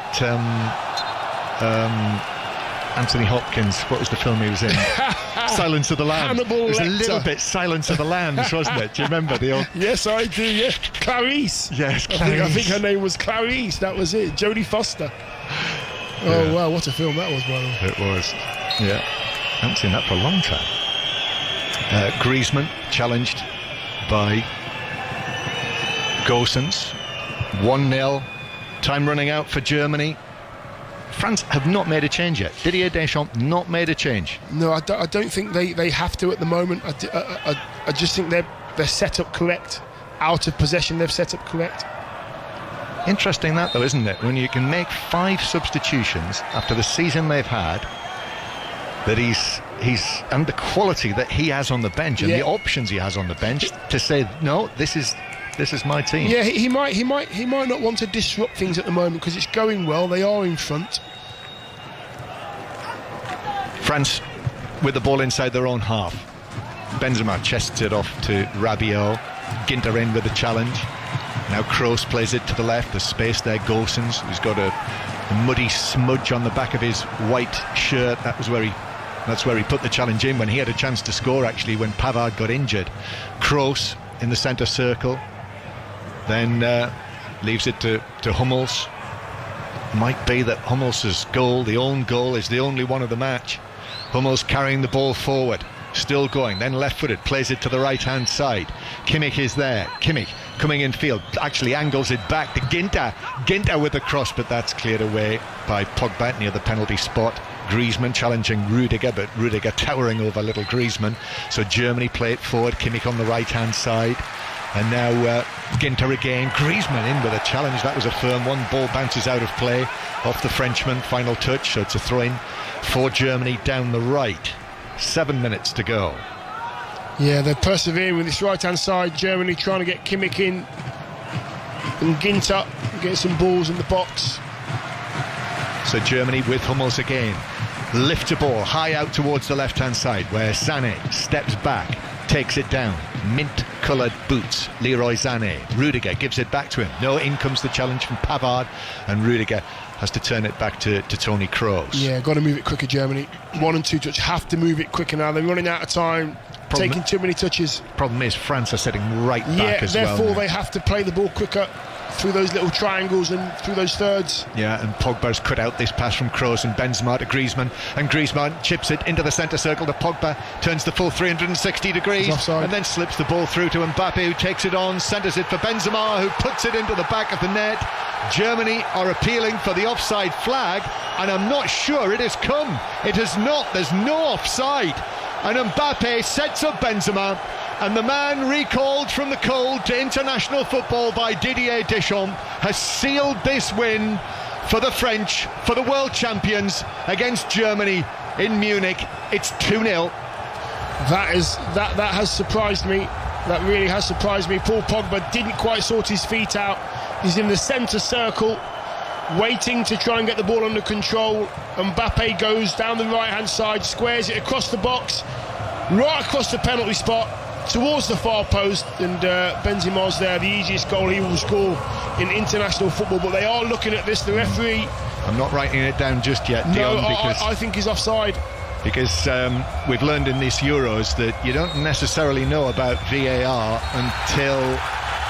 until they tell you, and they're telling us now the goal's ruled out. It's 1-0, stays at 1-0. Benzema's celebrations, they've looked at it, they haven't shown us any of the replays, got no idea what's going on, and then the referee indicates the rectangle in the air, the goal's ruled out. 1-0. For me, I think it was my instinct that told me that Mbappe was offside. He just couldn't get the ball under control, Paul Pogba, and that little split second with not getting the ball under control put Mbappe offside, maybe by a hair's breadth, but he was offside all the same. So it is still France 1, Germany 0, just to be absolutely clear about that.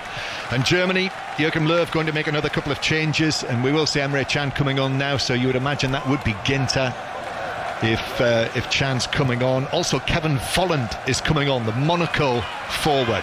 Here is Kimmich down the right hand side. Kimmich turns, angles it back to Muller.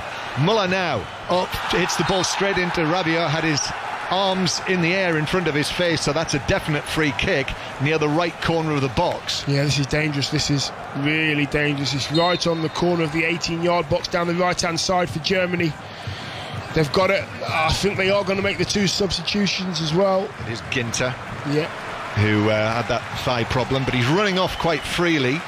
But he's going to be replaced by the former Liverpool man, Emre Can, who's at Borussia Dortmund now. So Emre Can is on for his 35th cap.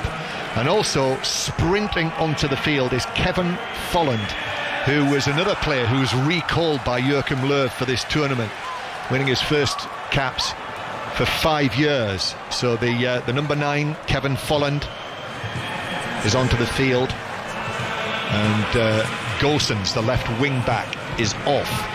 So it's a free kick. Now this is a great position for Germany, either for a shot, maybe from Sané. It is Sané who goes for goal, but over the wall and high over the crossbar. Yeah, it's a waste. That it's an absolute waste. That is Leroy Sané on the left. It is a great place for a left foot, I've got to say.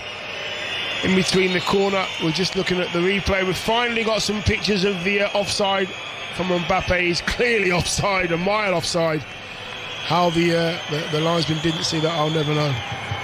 But the free kick from Leroy Sané there was pretty poor. France going to make their first change now in the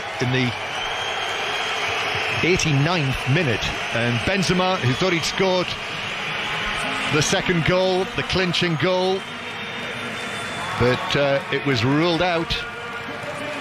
He's replaced by midfielder Corentin Tolisso of Bayern Munich, and yet another Bayern Munich player coming onto the field. We've got nearly the whole team out there now, I think. So Tolisso is on into midfield, and Benzema is off. Germany coming forward, France leading by 1-0. Across comes the newly arrived Tolisso, gets his first touch on the ball, which actually steers away from a corner. He was under pressure though from Gundogan and the rest of the Germans. And so a German corner from the left-hand side this time, Dion Dublin. Yeah, he's played deep actually, Gundogan. Want to see him a little bit further forward in the 10 role. Kroos with the corner, swinging to the near post, poor. That's headed away by Griezmann. Comes out to Can, Emre Can. Sané now on the right-hand side. Sané cutting infield from right to left. Pogba's gone with him. Used to live in the same city, those two. Here's Can, now back to Sané on the right-hand side, onto his left foot, curling ball into the box, hits Rudiger, bounces up in the air, headed away by Rabiot, and then Gundogan is able to get a foot to it, but that bounces straight to Griezmann. Poor ball away from Griezmann though. And now Toni Kroos, almost 90 minutes up. France still leading by that first half goal, the own goal. Muller on the right-hand side. Thomas Muller, left-footed ball. He's put far too much on that towards the back post. Come off the head of... Well, Griezmann was being put under pressure. It came off Volland, and it's a goal kick to the French. Yeah, it's not really where I want to see Muller down the right-hand side. I want to see him in between the sticks in the box, receiving that cross. Put far too much on it. Never going to trouble France's goal whatsoever. We've got a French player down there. Yeah, Rabiot's sat down on the pitch. Muller comes across and tries to help him to his feet, but Rabiot's not interested in that. So a little bit of a stoppage here. Didier Deschamps, this will be a great opening win for the favourites. Yeah, it would be. It would be. I mean, it's not been their best performance I've ever seen from France, but they have so far got over the line with an own goal. But he's gone down again. Rabiot. Yeah, the referee actually pulled him up first time, literally got his hand and dragged him up onto his feet, and now he's dropped again. I think the referee's going to continue to play. Thomas Muller is again right over there gesturing for him to leave the field, but we've got a couple of the French medical staff trotting onto the field now to have a look at him. So into added time, we've got 6 minutes of added time. I suppose there was a long stoppage from Yeah, Pavard. maybe that's what it was. That's what it was, yeah. And the French are going to make a change as well. Another change. Who's that? It is... We'll find out in a moment or two. But 1-0, the score. 5 Live Sport on air till 10:30 tonight. We heard from Christian Fuchs and Moritz Volz before the match on 5 Live Sport, who excellent. Moritz Volz, well, from Munich and New York, they joined us. So Moritz Volz, who had a couple of great thoughts and contributions on this German side and on Thomas Muller, knowing the German game, of course, inside out, former German international. As play gets underway again, Rabiot is still on the field, not made that change yet. Can heading it back to Rudiger to Hummels now looks up. 6 minutes of added time, where we've already played 2 of them.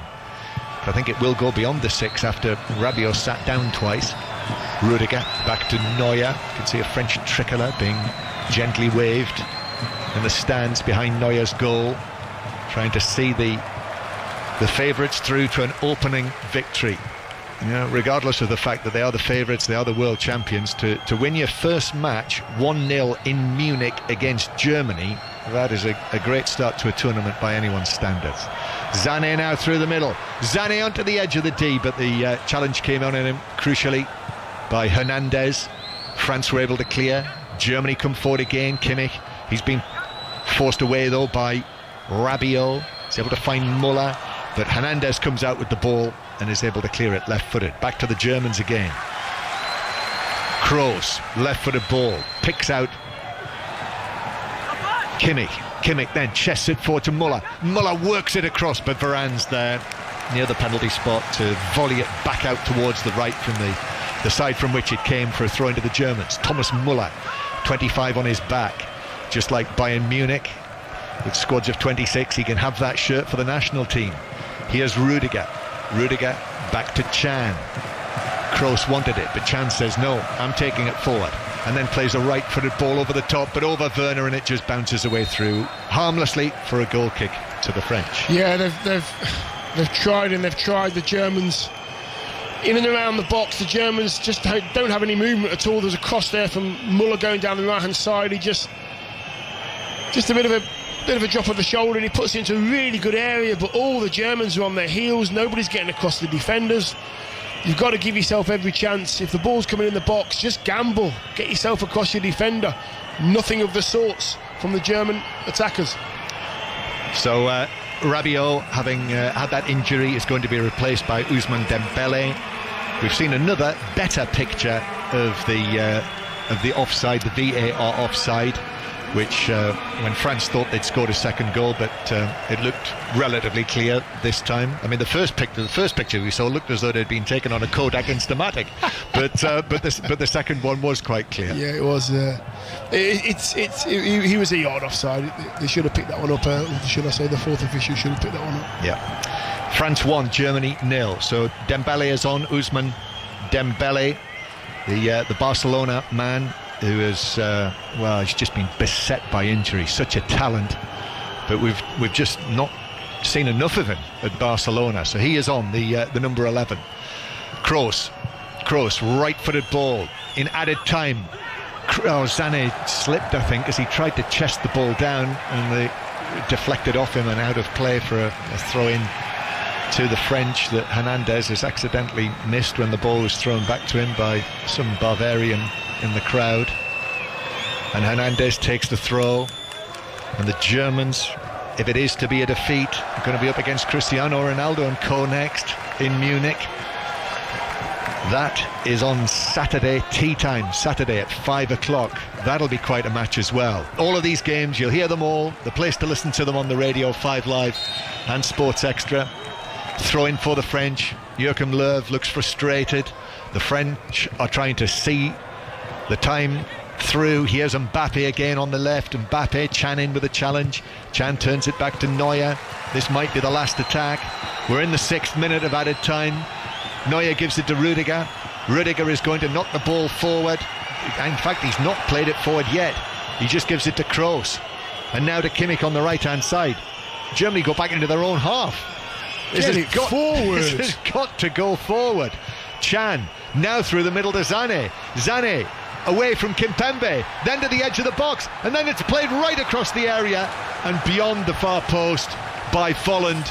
I did wonder whether Sané had been fouled on the edge of the area as he took it on. Yeah. Kante came in with a challenge. Absolutely. I think it was kind of a late challenge as well as a desperate challenge from Kante, and I think because the ball went to Volland, I think the referee allowed play to go on. Terrible ball across the box from Volland. Too much pace, too much height. Teammates had no chance whatsoever. That was the last chance for Germany, I think. It looks as though it is going to be an opening win for France in Munich. Goal kick to the halfway line. Spanish referee says play on, play on. And we've had almost 7 minutes of added time. Hummels heads it down, but the French clear it away, and the ball bounces through to Neuer, who has to clear this, which he does. The long ball, it's the old German up and under, which bounces almost to Werner. That's headed away, comes out to it's just headed harmlessly forward by Folland on the left hand side, and I think that will be it. It's a goal kick to the French. Muller is trying to hurry them up, but I don't think that is going to matter a jot. Lloris taking his time. Yeah, this is going to be the last kick of the game, I think. This is it. The French are preparing themselves to celebrate in the stands. They celebrated. Good wigs. Great wigs. They celebrated in Moscow back in 2018 all the way to the World Cup. And as Lloris takes the goal kick, still we play on. It's headed out of play for a throw-in for France. Thought it came off Pogba, but it took a deflection. Sané will give the ball to Pavard, who allows the ball to run away. And we're in the 9th minute of added time. Pavard to take the throw.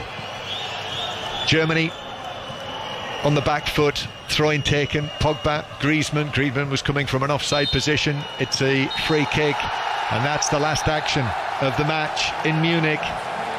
And the world champions have started with a win at these Euros against one of the host nations in one of the host cities, Munich. They've beaten Germany by 1-0. Only one goal and an own goal to boot. Mats Hummels, who once scored a fine winning goal against France in the World Cup in Rio for Germany.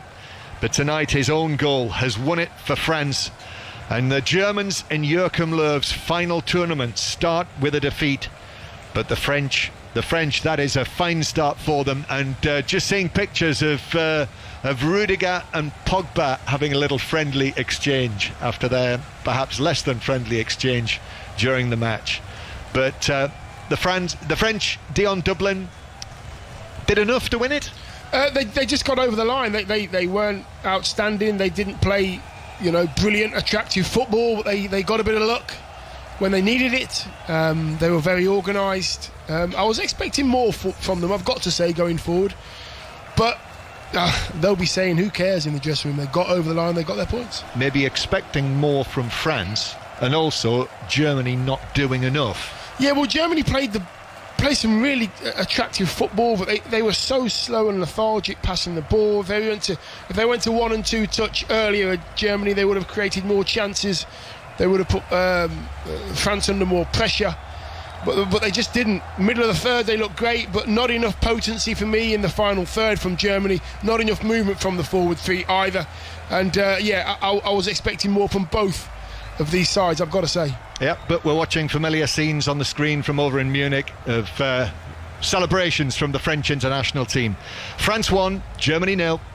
John Dion, thank you very much. John and Dion back with us for more reaction after 10 o'clock. Let's bring in the RB Leipzig assistant manager, Moritz Volz, who's been watching with us. Oh, Moritz, what do you make of it? A bit like Dion, I think it was a good game.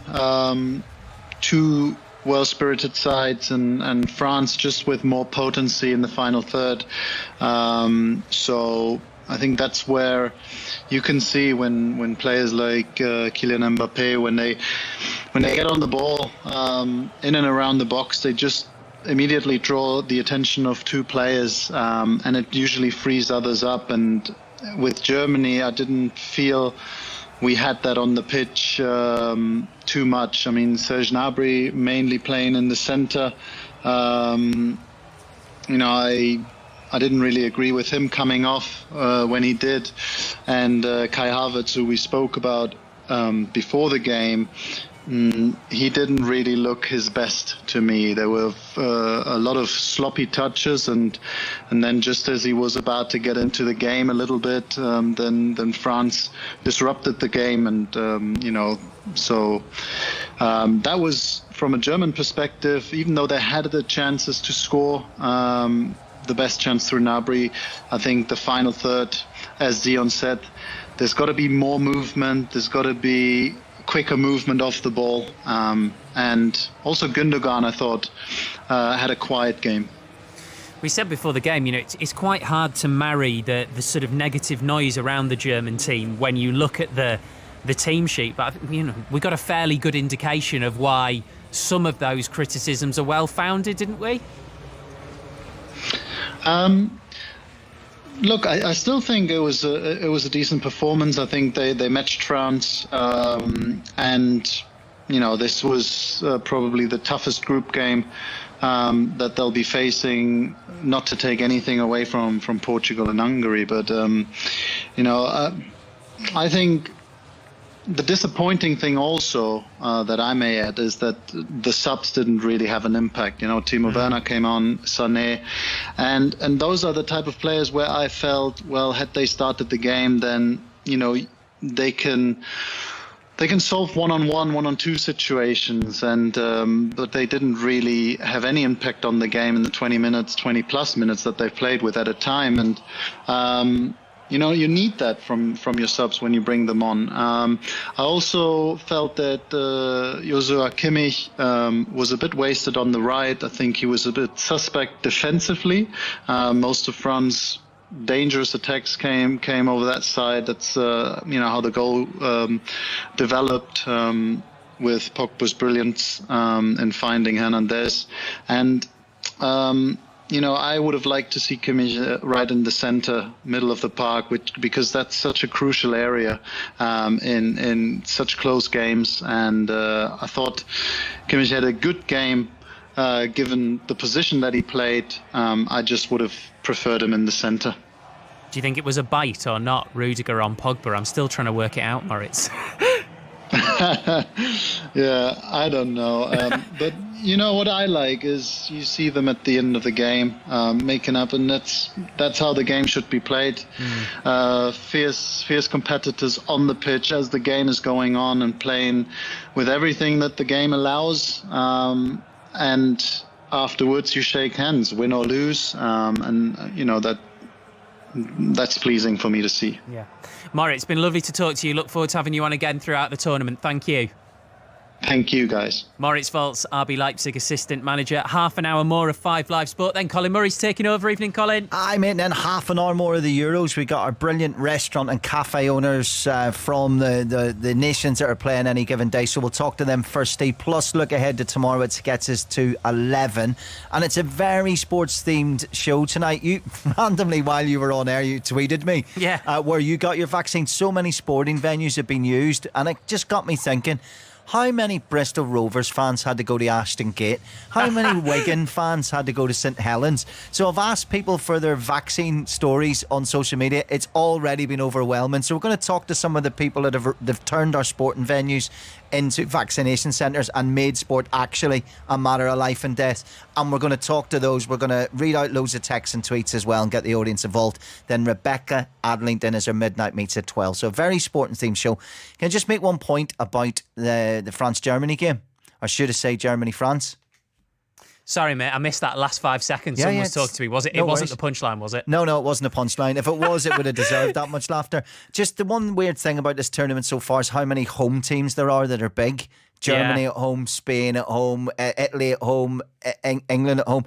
That was a really good away performance from France, sitting in discipline, which Deschamps gets out of this team, time and time again. They have that side to them, really hard work and discipline when they need to be. Yeah. But it's a weird dynamic that this is another unprecedented thing in this tournament. Usually have one home team, maybe two, and this is half a dozen brilliant teams are playing at home, and France approached it like that, and it kind of in a way took the sting out of the game a bit for me, what it would have been had it have been in in Portugal on neutral territory or at Wembley or wherever it was. So it's a weird dynamic. If you look at it as an away performance, it was hard to fault. These are all good points, but I got Portugal in the sweepstakes. So. That's all. Well, I tell you what, it took their time today, didn't they? Whoa. We've got this guy, João, who runs a Portuguese cafe coming on, and I don't know why you've watched football with proper Portuguese fans. Yes. They are screaming. I can't imagine what they were like at 83 minutes, 0-0. So that'll be really good. We got Giuseppe coming back on ahead of the Italian game and all that. But no, brilliant coverage tonight, and as always, one station. So most nights when the Euros is on, we're on. We'll continue until 11, talk to fans, and then we'll move on. Top man. Speak to you soon, Colin. Thanks, Cheers. mate. Take care. Colin Murray on from 10:30. Between now and then, we've got loads more reaction to what we've just seen in Munich. France's 1-0 victory. We'll also hear from Robert Page, the Wales manager, and we'll be back live in Hungary. Their fans really did push them on in that home atmosphere in Budapest, but in the end, it wasn't enough. Let's get the news first on 5 Live. Listen on BBC Sounds. This is BBC Radio 5 Live. BBC News at 10 o'clock. This is Justine Green. The Metropolitan Police Commissioner, Dame Cressida Dick, has apologised for failings in an unsolved murder investigation dating back more than 30 years. An independent report has accused the force of a form of institutional corruption over the case. Daniel Morgan, who was a private investigator, was found dead in a pub car park in south-east London in 1987. The report accuses the Metropolitan Force of protecting itself rather than providing answers. Peter Dukes wrote a book about the case with Daniel's brother.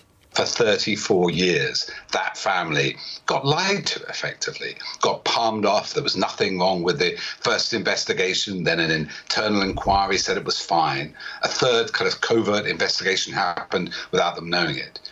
The government has insisted UK farmers will be protected after it signed its first post-Brexit trade deal with Australia. Some British farmers are concerned they could be undercut, but ministers say they'll be protected by a cap on tariff-free imports, which would last for 15 years. The US President Joe Biden has arrived in Switzerland ahead of his first meeting with the Russian leader Vladimir Putin. The two men are due to hold talks in Geneva tomorrow at a time of tense relations. A former BBC Director General has told MPs he made a mistake in not sacking Martin Bashir after an investigation into how he obtained an interview with Princess Diana in 1995.